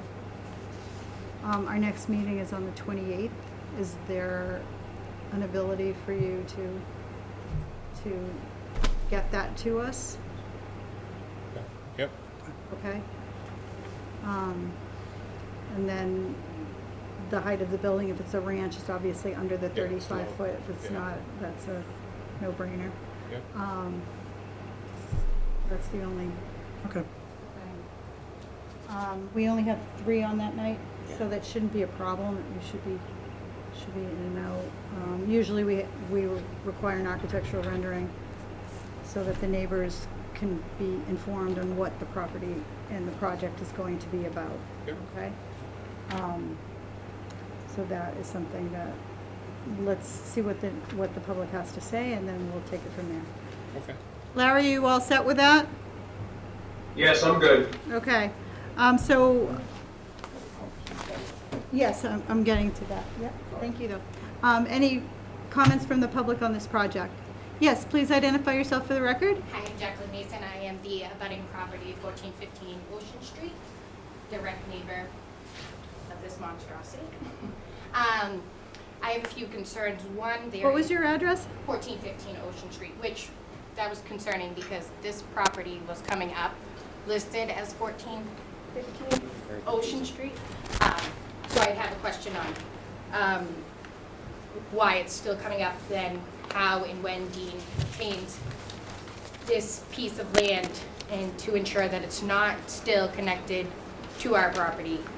And then I have concerns because in 2013, our property was not considered a flood zone. We now have it's now considered a flood zone. Our property is 3 feet difference drop from the street, as to whereas Dean's property is up on a hill on the street. All of the drainage, where is that all gonna go? Is that gonna go to my backyard? And in my backyard, abutting my backyard, is also wetlands. So is that going to affect the integrity of the land around it? And what does that mean for my property that is already gone from no flood zone to considered? Yeah. And then there is a crosswalk that 13 children in our neighborhood, that is their only way across Ocean Street. There is multiple car accidents all the time, people swerving off into that because that is the only vacant lot right there. And that is directly his lot, where that lot is. The crosswalk goes right into, the crosswalk sign is located on that piece of property. So is there going to be adjustments for these kids to cross safely when there's this big monstrosity and nowhere for them to pull off when they can't stop for a kid crossing? Because DWS is right there. And then my last concern would be, what is this going to, there is no room. There's no room on the property to build, so where is all this construction stuff going? And then I would also like to see where exactly the placement of the driveway is going to. It doesn't affect where we're going in and out because we are the first street on that corner. So, where is your property? We are on the other corner of Macker Terrace. Right here. On the opposite side of Macker Terrace. And you're referring to a crosswalk where? The crosswalk is for, Right where the arrow is, the Yeah. mouse is, yep. Right there? That corner. No, Oh, but going across Ocean. Going across Ocean Street. Yeah, going across Ocean Street, correct. Okay. and the sign is like 2 feet into, on the grass on that What's property. the driveway on the proposed plan, if you can see it? It's being Yeah. changed to that locate, yeah. Yeah, the driveway was previously almost directly across from theirs. Now it's farther back along Macker Terrace. The house itself is actually set back some roughly 6 feet farther than the previously permitted house. It's going to be 75 feet from the property line. Plus you have some additional actual open area that's probably another 10 feet beyond that. It's actually, you can just see the utility pole and the overhead line. So from the edge of pavement, you're probably closer to 85 feet back with this house from the edge of pavement. It's not by any means right on top of the pavement. With respect to the flood zone, these folks are correct in that the 2016 mapping and the more recent mapping brought an AE9 into the area. It's actually down diagonally across on the You actually can see it there, it comes up behind them and touches the far side of Macker Terrace. In this case, our grading around the house actually sheds to the east. Away It sheds, from the street. it sheds away from the street, actually sheds in the opposite. Yeah, the grading that's shown there, we start with a 13 beside the garage, and there's actually a little hollow to that east side, and that tapers all the way down to an elevation 8. We're essentially proposing to keep the grade around the house the same. It's going to be less than a foot of grade change around that because the lot is very flat right now. The only thing we actually show an existing contour of 12 lapping through the house. We actually show a spot elevation of 12.5 at the pavement, and we're coming up to 13.5 to the garage slab, but everything on either side is actually going to sheet towards the, and that's just so that we don't have water running back into our garage, but on either side of it, it's going to shed towards the back or out towards Ocean Street. Towards the marsh that Yeah, comes toward- out to the people's backyards, so when Towards they the- flood towards the the front back. yard of their yards now. I lived there for 5 years. The marsh started out in the people across the streets. It never touched their backyards. It consumes their backyards now. So I don't think that would be very beneficial to add that to the front of their houses. Do you have any input on this where you have some background to the floodplain? Yeah, I mean, as far as floodplain management goes, this house is not in the flood zone, so putting a house there is not going to affect any other house in a flood zone. Even if it was in a flood zone, it would not affect any other houses in a flood zone. So I don't see that argument. Plus, it's on the other side of the street. We've got the street drains. The contours show that the majority of the water will run to the back away from the street. And like I said, that's all very normal construction stuff. An easy offer to help allay some of those concerns would be, since we're coming back, is to submit a revised plan, and we'll put some dry wells at the corners of the structures to take all the roof runoff, so that it's not only is it shedding away, but it's all beautiful sandy material in that area, so we'd be happy to direct that roof runoff through downspouts into dry wells. You're planning on all the runoff on the lot will stay on the lot, the newly created runoff? From the roof, yeah. So if you had a dry well on the northeast corner, for example, that will Yeah, help. you basically capture all your gutters and put it all in the ground. So perhaps that could be part of the Condition, and we can show it on a revised plan. Happy to do It's that. got the GI, that's the wetlands on the GIS. Yeah, so you're not within the buffer zone of any conservation wetlands or resource areas.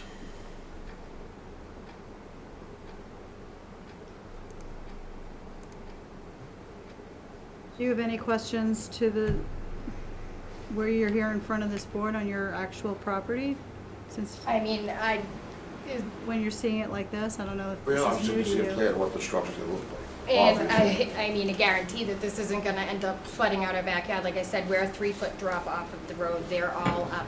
His properties are inclined up on the road. And when we have a steady drop and it's continuously dropping. Okay. I will just say that the flooding, that when we're talking the flood zone, so the flooding for you is actually going to be coming not from across the street there, but it's going to be coming from Yeah, from the behind, back. from the river We're gonna behind. add to our, Yeah, but I just wanna make obviously, sure I have no that, issues, but, like, we have already seen our yard just sink, like, so I can't imagine having somebody else's drainage come right into our backyard if it's going to we destroy never my mind the property. house behind it, which they're not in, obviously. so. I think that based on what I'm hearing, that's not, Okay. I can't say that that's, Okay, and then I just wanted to address that And we'll, by the properties coming up 1415 Ocean Street, that is all. So we need to That's just clarify- because, I can clarify that, that's my internal labeling. Okay. Just, that's me creating a file because we don't have an actual property number. It was the most closest one, Okay. plus. It was advertised as Ocean Street and Macra Terrace. Okay. That's just And- my own personal computer. And then I have one other question. If the driveway is going to be on Macra Terrace, will it have a Macra Terrace and address, and then will it still be zoned? He's planning on building it residential. Is there a way they could change the zoning to make sure it's a residential and a business doesn't go in there? well, once he has determined it to be a residence, that's what the It has property to will be. be. Okay. And this is identified as the parcel ID J0805-14 Okay. for your information. And then I guess my biggest concern would just be how those 13 kids will cross that street. That is the only way out of that neighborhood. So is there gonna be, can we put a flashing light? Where is the I sign don't gonna think go? Is it one, gonna I don't think one particular residential house would warrant, but I'm only No, one it's, I'm just saying person because here it on the goes board. right, but- it goes right into the property, the crosswalk, like into, it's Okay, not, so I think it's that we'll not have on to the take- street, it goes into the grass. Okay, I And understand. the sign is on, like set back into the property. Okay, so in the So- construction, perhaps that can be something that. Yeah, it's can going be- to be an absolute issue, and I just wanna make sure everybody, all the kids are safe. Okay, that's a, And okay. that's my Alrighty. biggest concern. Any other questions from the public? I just had a quick, like, they don't have crossing guards anymore? Nope. Is that like 40 years ago? No, they just got rid of them. You gotta wing it. They just got rid of them. That was recently. Well, I don't know if they had full uniforms, They should on that road. Alrighty. So let's make a motion to continue case 2189. Do I have a second? Second. Second by Brian Murphy. All those in favor?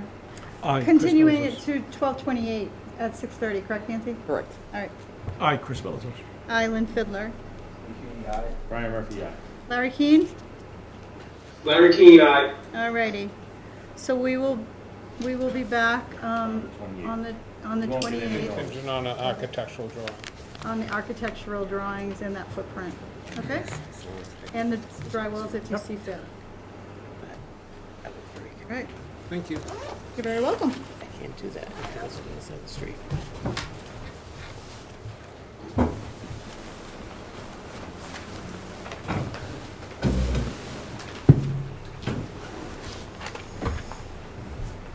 Do we have Gabrielle and Helena Gomez? Hi, how are you? Very good. Give us a second here for him to clear up. Sorry. Can I get a copy of that new plan?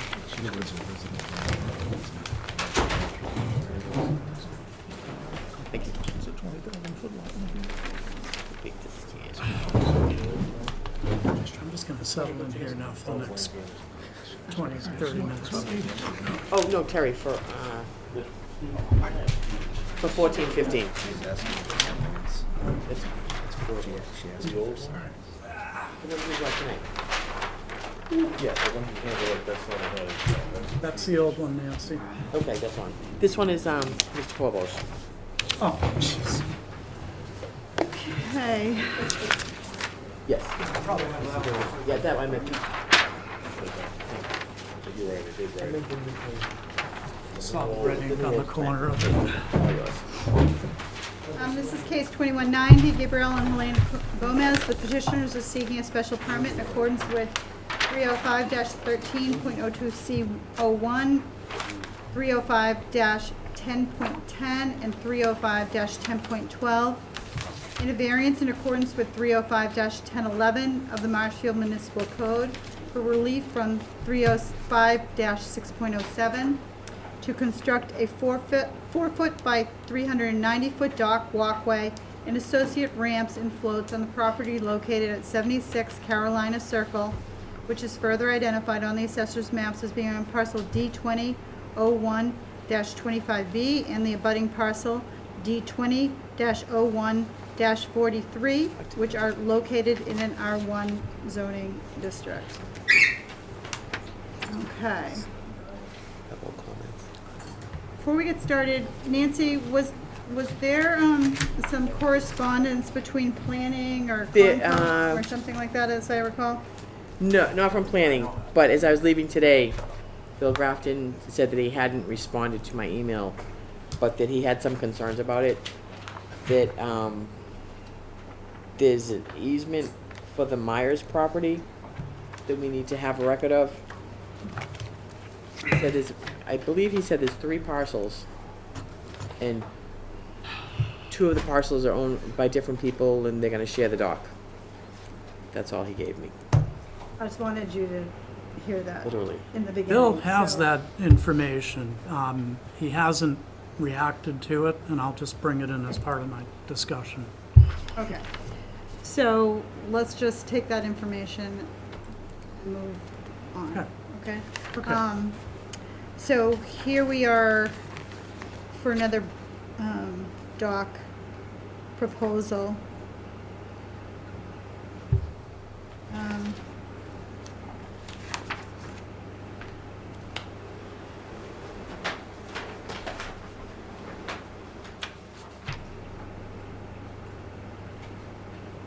You know what I didn't do? I didn't put dock conditions in the file. Oh, So that's right.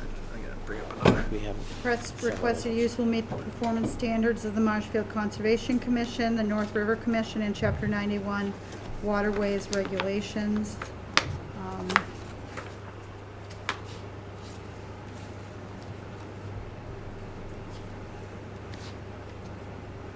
7, 8, 9, and A.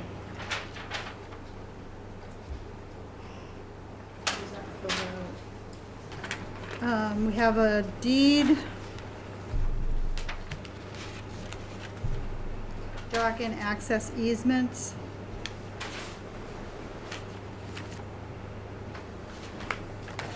Back here, can't read this.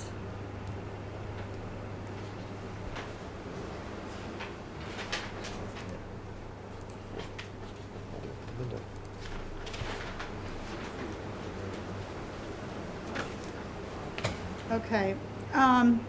Andrew, you want to put up the site plan by Stenbeck and Taylor dated, let's see, December 6th, 2020.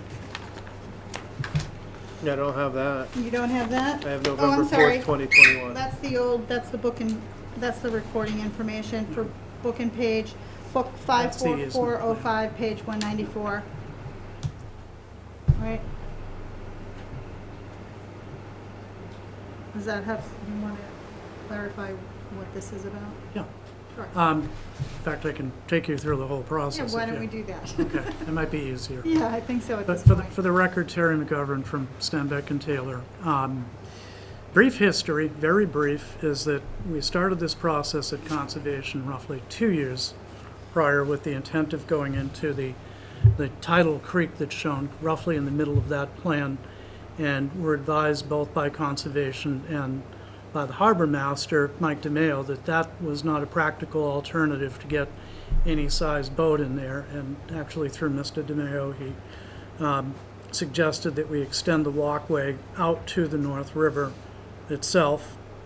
So at that point, the project, because at that time Mr. Gomes was undertaking the project by himself, and the property immediately adjacent to the west, which is now Matt All's property, was being constructed, and he expressed interest in sharing that dock, which would be more beneficial to conservation in the North River, et cetera, all of the environmental interests.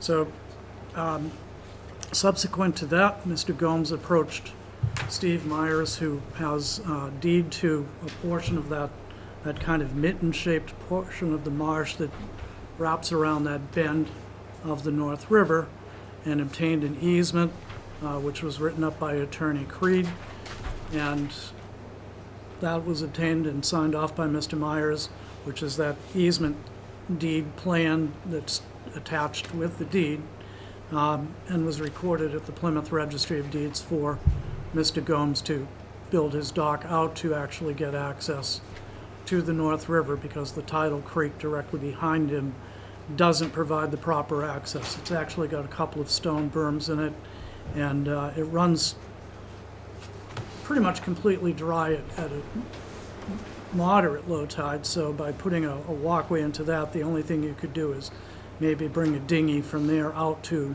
a float already in place, and that was not the ultimate goal. So we've since designed a fully compliant walkway with the Marshfield Conservation dock regulations, which were not online until I questioned where they were, in fact. We've had a viewing of the site with members of the Conservation Commission and with Harbor Master DeMeo as to the placement of the float. That appears to be acceptable to everybody. The dock itself is a typical wood dock. It's going to be constructed to meet the height to width ratio. We've sent materials to NHESP and to MESA because a portion of the marsh is shown as priority habitat. The only return we've gotten from either agency is just to have us forward copies of that easement deed to them as well. Apart from that, we've also been to the North River Commission. They had no pressing concerns other than the fact that because this is proposed to be a shared facility, we're showing 2 floats as there would be 2 boats tied up there presumably. And they're actually located similarly to, I think we've shown it on one of the later sheets, there are some other floats up and down that part of the river. We're actually egressing into the river. One of our last pages shows that we're egressing into that river at the location where there's 2 similar floats directly out from us with the intent that those floats be relocated to an adjacent area. And those floats are actually leased by Rote Marine on harbor moorings. Mr. Rote's given his assent to having those moved at Mr. Gomes' expense. Harbor Master DeMeo, again, is in agreement with that. North River Commission didn't have any issues with that. That easement deed and that record information has been presented to the commission twice now, as a matter of fact. It was submitted as part of the notice of intent and then was subsequently forwarded to them. So to have Mr. Grafton comment today on it's a little surprising, but not really. So docks being a special permit requirement, we've filled out that paperwork. In our case, the variance is also because as a dock label is an accessory structure, it does not meet the setback requirements. And in this case, I believe the variance is necessary also in order to provide access to the North River itself, even though we have an easement deed granting that. Bob may be able to chime in on this, whether it's a necessity or not, but that easement has in fact been granted by Mr. Myers, and that easement has been recorded at the Registry of Deeds. But the fact is that once you place a dock into an adjacent waterway, unless you have title to the thread of that waterway or the center of it, then you're automatically going over your property line in the Commonwealth of Massachusetts. When you leave your navigable bank, you've gone over the property line. So so they're going over their property line, and then they're going over the folks that gave them the easement's Correct. property line. But you're here only for your property's Correct. variance. Yeah, we believe the grant of the easement solves that part Is of it. that for the marsh? Yes. So this is so they own, Myers own, They own the marsh. they own the marsh. Correct me if I'm wrong. just Correct. saying. Yeah. They have a deed showing ownership of the marsh. So while Bob looks at that, let's look at the actual. So where's the implied easement, Terry? The easement is up there it's shown as the dashed lines where it says dock easement, which is a 10-foot wide easement extending from the kind of a heavy dashed off line. I can actually show you up here better. That easement is a blanket 10-foot wide easement from this location, which is the center of this creek, the thread of this creek, and Mr. Gomes' ownership extends to, out and then turning and making a little bit of a fan shape to the Everything's okay. to the river. So I don't know, I understand what the question is. That's what this document says, it's a That's doc. what, that's what that document is. I don't believe there's a question, but in our case, the variance is because we're extending Yeah, you need beyond it. our side.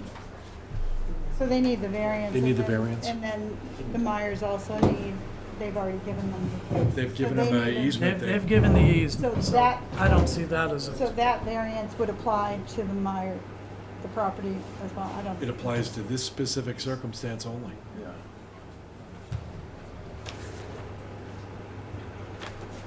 So was that what Well, Concom it was said- concerned with? Or we're just? All right, well, What let's did I text? continue. Let's continue on. Let's look at the actual dock itself and the walkway. typical, the dock and the walkway is very typical construction. Basically, it's a 4-foot wide walkway. It's going to be generally about 5.3 feet in height above the, in some cases, 6 foot, I'll say between 5 and 6 foot clear, which meets the 1-to-1 requirement. It will span that tidal creek. Typically, we're going to show, until we get to the very end, where we'll be placing pilings, we'll be using 4x4 posts, the 6x6 posts the majority of the way out, because we're on the North River. Handrail at the top, or rope, I think we said rope at the, at the North River Commission. Wood decking with 1-inch spacing so that it meets the NHESP and the MESA requirements for allowing light beneath the dock. The dock is generally oriented north-south. I've found out on my last dock project, if you're oriented east-west, NHESP has some concerns about shadowing beneath the dock on something that's oriented east-west from some studies that they've done. We're not disturbing any What's area. protected in there? Hmm? What's the protected species in there? They don't Shellfish really list it. Something? They don't list it. For salt marsh Although I species? will note, for the record, Mr. Gomes had to make about a $1,600 contribution to the Shellfish Fund. So, There's no shellfish. so, You've been digging, you've been digging, you so haven't cut your that bought a feet. lot of clam Not my plates. backyard. I'm sure there's a Any turtles piping, in there? I'm sure there's So a you know. piping plover out there somewhere. Gary paid for a Not lot that- of, not a that lot of far. clam plates. That's fine. That's Mr. DeMeo's thing. But, yeah, and again, we've been through the North River Commission. The plans that you have are typical of a set of plans that we, because it's an iterative process, once we're through conservation, we then automatically apply for DEP Chapter 91. They want to see a closed orders of conditions, and simultaneously you apply for your Army Corps of Engineers permit. We just did a rebuild of one in the same location on Cove Creek a couple of years ago, and it is a pretty extensive process. And again, the request for the variance is because we do go over the property line. I was trying to think of a place possibly down into the backside of Cut River along Green Harbor. Some of those properties, if you were to put a short dock in, would not necessarily require a variance because their property line may extend to the thread of the Cut River, being a smaller river. Here, But they'd still have to go through that setback. yeah, they still have to meet, Still have they to may come. still have, if they can in fact be inside of that, they may not. You may have an odd location like that that may not require the variance. But, you know, for a dock, you're typically extending over your property line. On a navigable waterway, the property line is usually the bank. So there are two wood floats at the end. Correct. There's rope on the rail, based on what you're saying. You have to go to the DEP, the Army Corps, Conservation first, then the DEP, then the Army Corps. Okay, so you've been through our process with the conditions that we typically outline for our decisions. So let's see, can we put that up and have him take a peek at that? Yes, let me grab So it. there's I've seen no- a similar one. I just want you to and have your client look at that as well. So there's no electricity, lighting, gates, no need for gates or anything of that nature.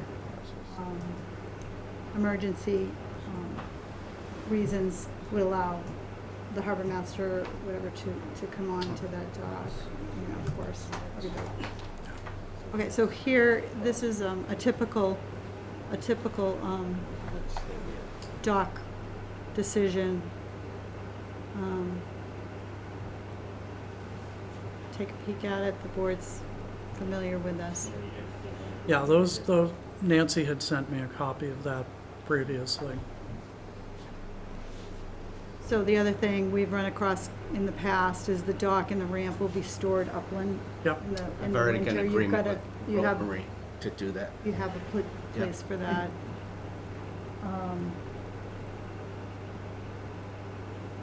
An as-built when you're completed.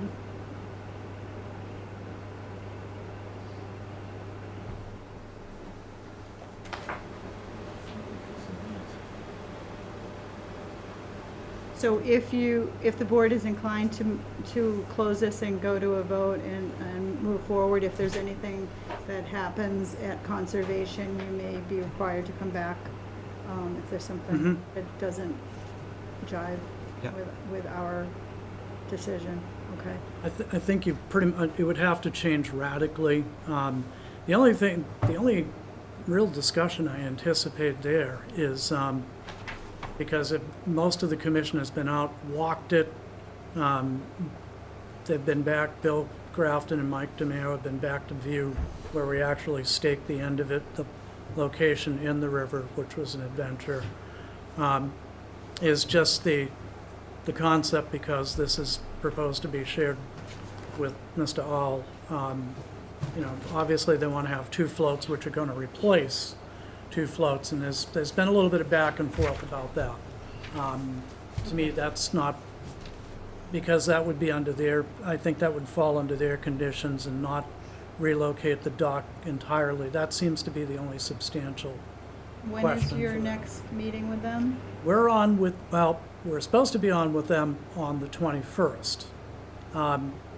Along with Mr. Grafton's comment that I didn't get, I got an email from Eric about 4 o'clock this afternoon saying that, questioning if we hadn't heard back from NHESP and MESA, did in fact we want to continue. When I responded to him, what I got was he was out of the office through tomorrow and not back until Thursday. So So you're looking I'm at the still planning it being on the 21st. We're actually going to report back to the North River Commission on January 20th, based on the outcome of meeting with Concom. But I feel like Bill and Eric are kind of pushing this down the table a little bit. Okay. And unfortunately, this all is coming about now. Yeah, by his request for us to perhaps wait, was that what he, I think that we have the same information that we would have. There after- really, yeah, I don't feel like there's any reason for us to wait for Concom. Our decision doesn't affect their decision as far as their resource area. Right. We're really more concerned about the property line situation and getting a variance from that requirement and really. And Bob's looked at it. so- Yeah, and as far as all their requirements, they're double checked through chapter 91 and everything else, so they've got to, Everything in your conditions, almost all of it gets picked up in their conservation, in their orders of conditions. I can tell you, their orders of conditions will be about 5 pages long, and much more, and between theirs and DEP's will be much Right. more stringent. Right. So, let me see if there's any comments from the public, and then we'll take it from there. You've had someone. Any comments from the public?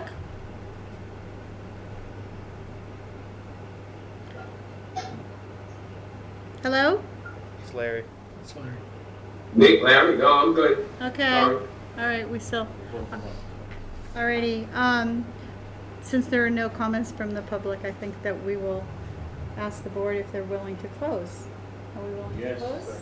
All right, let's make a motion to close Deanie already seconded. 2190. I have a second from Mr. Feeney. So, I'd like to ask the board to close for the special permit. Do I have a second? Yes. All those in favor? Aye, Chris Belzos. Lynn Fiddler, aye. Brian Murphy, aye. Larry Keane? Larry Keane, aye. All right, so we're closed. Since you have that, can you just scroll up for me, Andrew?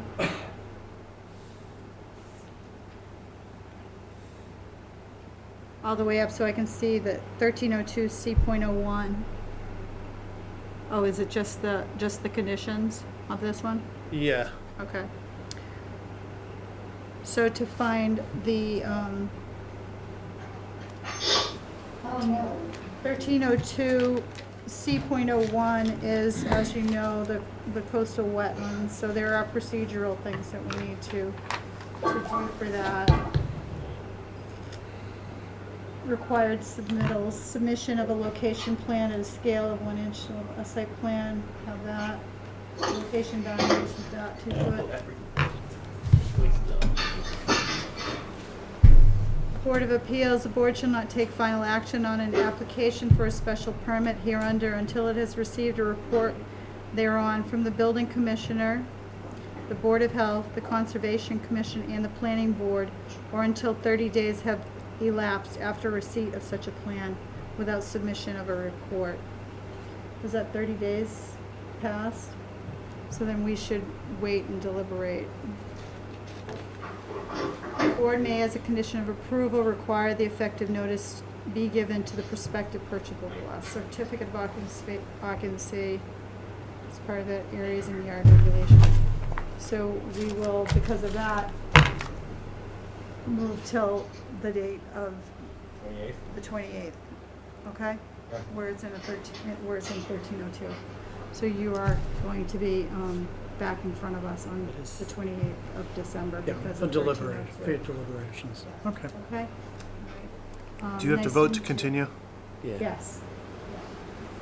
So we're closed, but this will be a vote to continue to the 28th, time certain, it's at 6:30 for case 2190. Do I have a second? Can I just jump in? Sure. Will any new information be submitted on the 28th? No. Okay. Just wanted to double check. Unless we have to reopen the record. I'm muting. Larry, you making cookies? Get the dishes done. He's got the dishes on, yeah. So now I'm getting sidetracked. So we'll make a motion to continue to December 28th at a time certain of 6:30. Do I have a second? Nate? Nate? We're getting there, Larry. You already got a Larry second. Keane, second. I'm sorry. All those in favor? Chris Belzos, aye. Lynn Fiddler, aye. Brian Murphy, aye. I never get to second. Larry. Larry Keane, aye. Alrighty. So we are continued. New guy doesn't get a second. New guy. You're not a new guy anymore. Maybe a little I tell quicker you. on the trigger. There seems to be a 30, like a 3 and 10 second delay every now and again with this. I don't Oh, know. really? Yeah, it like freezes for 5 seconds and comes back up. Hit that mute button. Yeah, we can hear you cooking or something over there. It's basically, You better not be eating ice cream. And I wish I was. the idea is basically, All right, the 30 days hasn't elapsed for everybody already. So you all set? I'm gonna move on to the next hearing. Yeah. We'll see Thank you you after very the much. holidays. Thank Okay. you. Man sharing a All dog, though. Brave man sharing a dog. I'm trying. It'll be fine. Thank you, everyone. Alrighty. Thank you.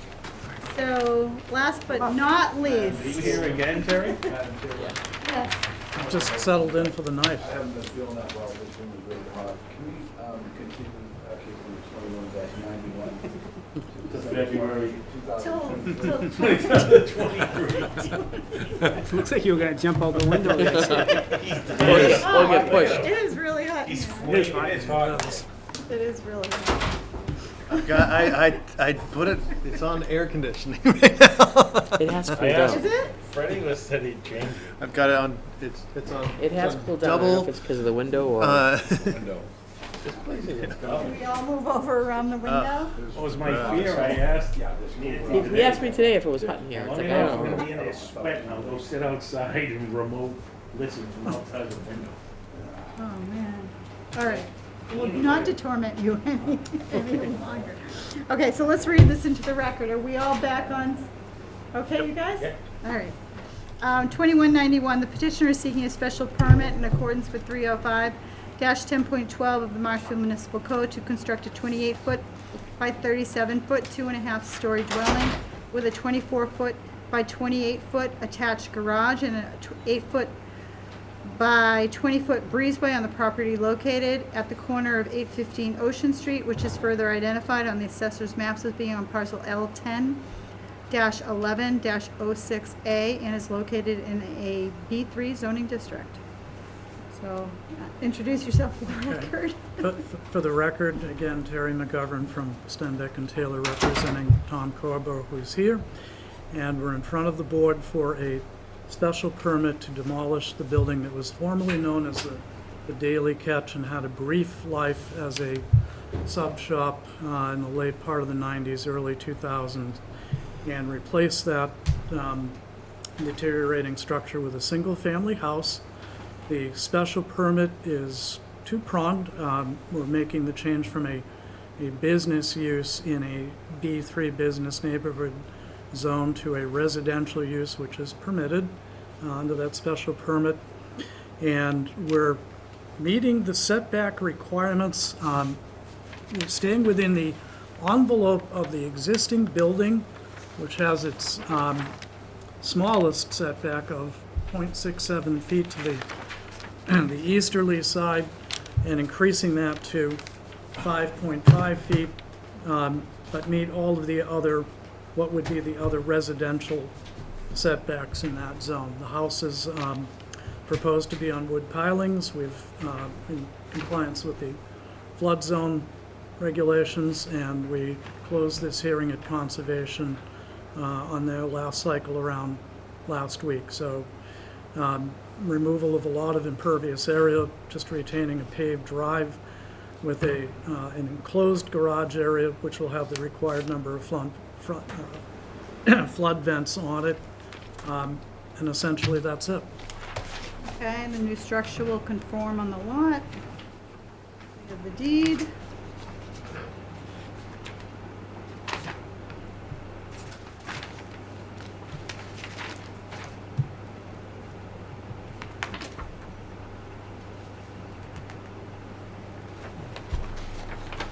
It's a big house. And it looks a little nicer than what's currently there. Come on now. Just a little bit. Got history, that property, that's for sure. Daily catch, let's Kind of grows on you, the Daily Catch. Lots of things grow on it. I took my mom down there today. and Oh, she- look at it. Yeah, Big difference. kind of sad in a way. Good for you, but history, things go on. Okay, so. All right.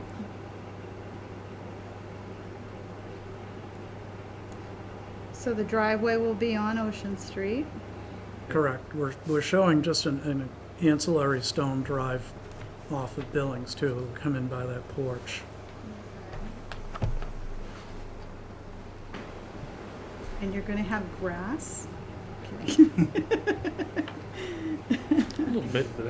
Pervious area. Just a touch. You're gonna have it delivered It's from gonna the be, guy per- earlier. it'll be pervious. Does it actually have a flood? over Terry, there? there's a portion of that parking lot that's town-owned.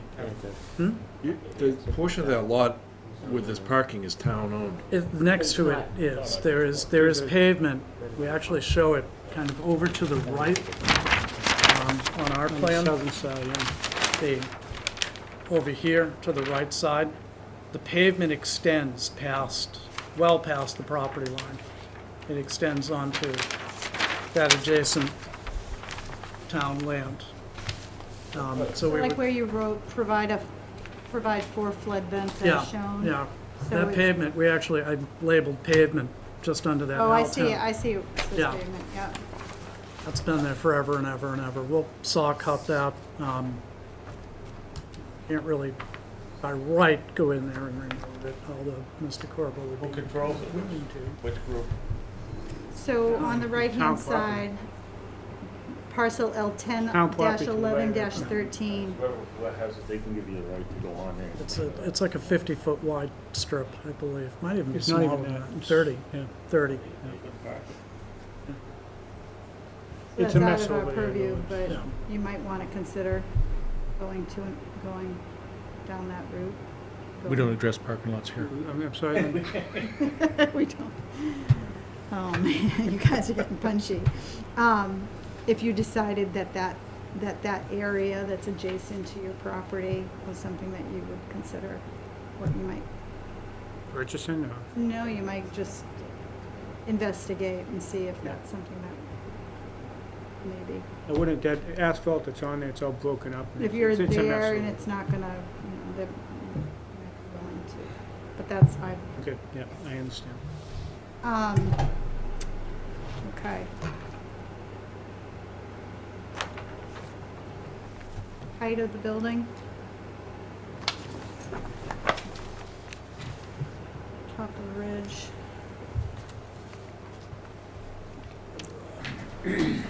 You need to be under 35 at the mean Yeah. on that dormer. It meets the 35-foot requirement. It doesn't exceed that. Dick shows it to the actual peak, but it meets the 35-foot requirement. Plus, being in the flood zone, you get the allowance to be elevated.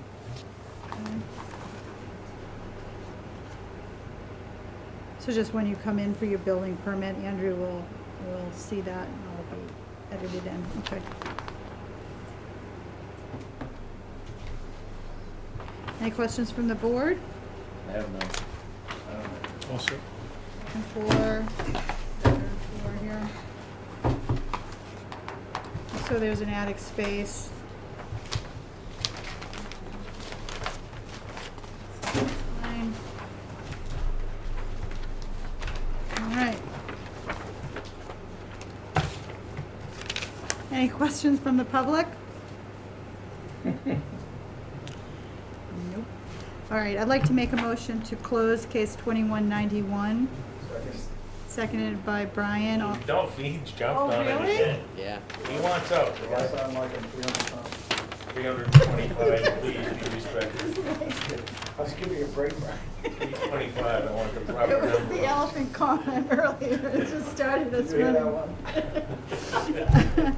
Oh, okay, seconded by Mr. Feeney. All those in favor of closing? aye, Chris Belizos. Lynn Fiddler, aye. Aye. Brian Murphy, aye. Larry Keane? Larry Keane, aye. Alrighty, Brian Murphy, we. you guys. Chris, it's you're time ready. to leave. Okay, so I'd like to acknowledge to the board that the special permit that we're here for is 10.12, which is a non-conforming structure use. And the board is familiar with the requirements of 10.12. I will just go through very quickly and ask the board if they are in agreement that 10.12 is acceptable for this application. Just do it this way. Yes, Chris Belizos. Lynn Fiddler, yes. Brian Murphy, aye. Now Larry Keane? Larry Keane, aye. Alrighty. So let's make a motion to grant the special permit. Do I have a second? Seconded by Mr. Feeney. All those in favor? Aye, Chris Belizos. Lynn Fiddler, aye. Brian Murphy, aye. Larry Keane. Larry Keane, aye. All right. You're all set. Thank you. Thank you, I appreciate your time. Any last minute things for us for holidays? We're good? Seal up and leave Feeny in here. All right, let's make a motion to adjourn. Do I have a second? Second by Brian Murphy. All those in favor? Aye, Chris Belazos. Lynn Fiddler, aye. Brian Murphy, aye. Steve Feeny, aye. Larry Keane? Larry Keane, aye. All right, thank you, everybody. Thank you, Larry. Enjoy the holidays. Have Aye. some cookies on the way out.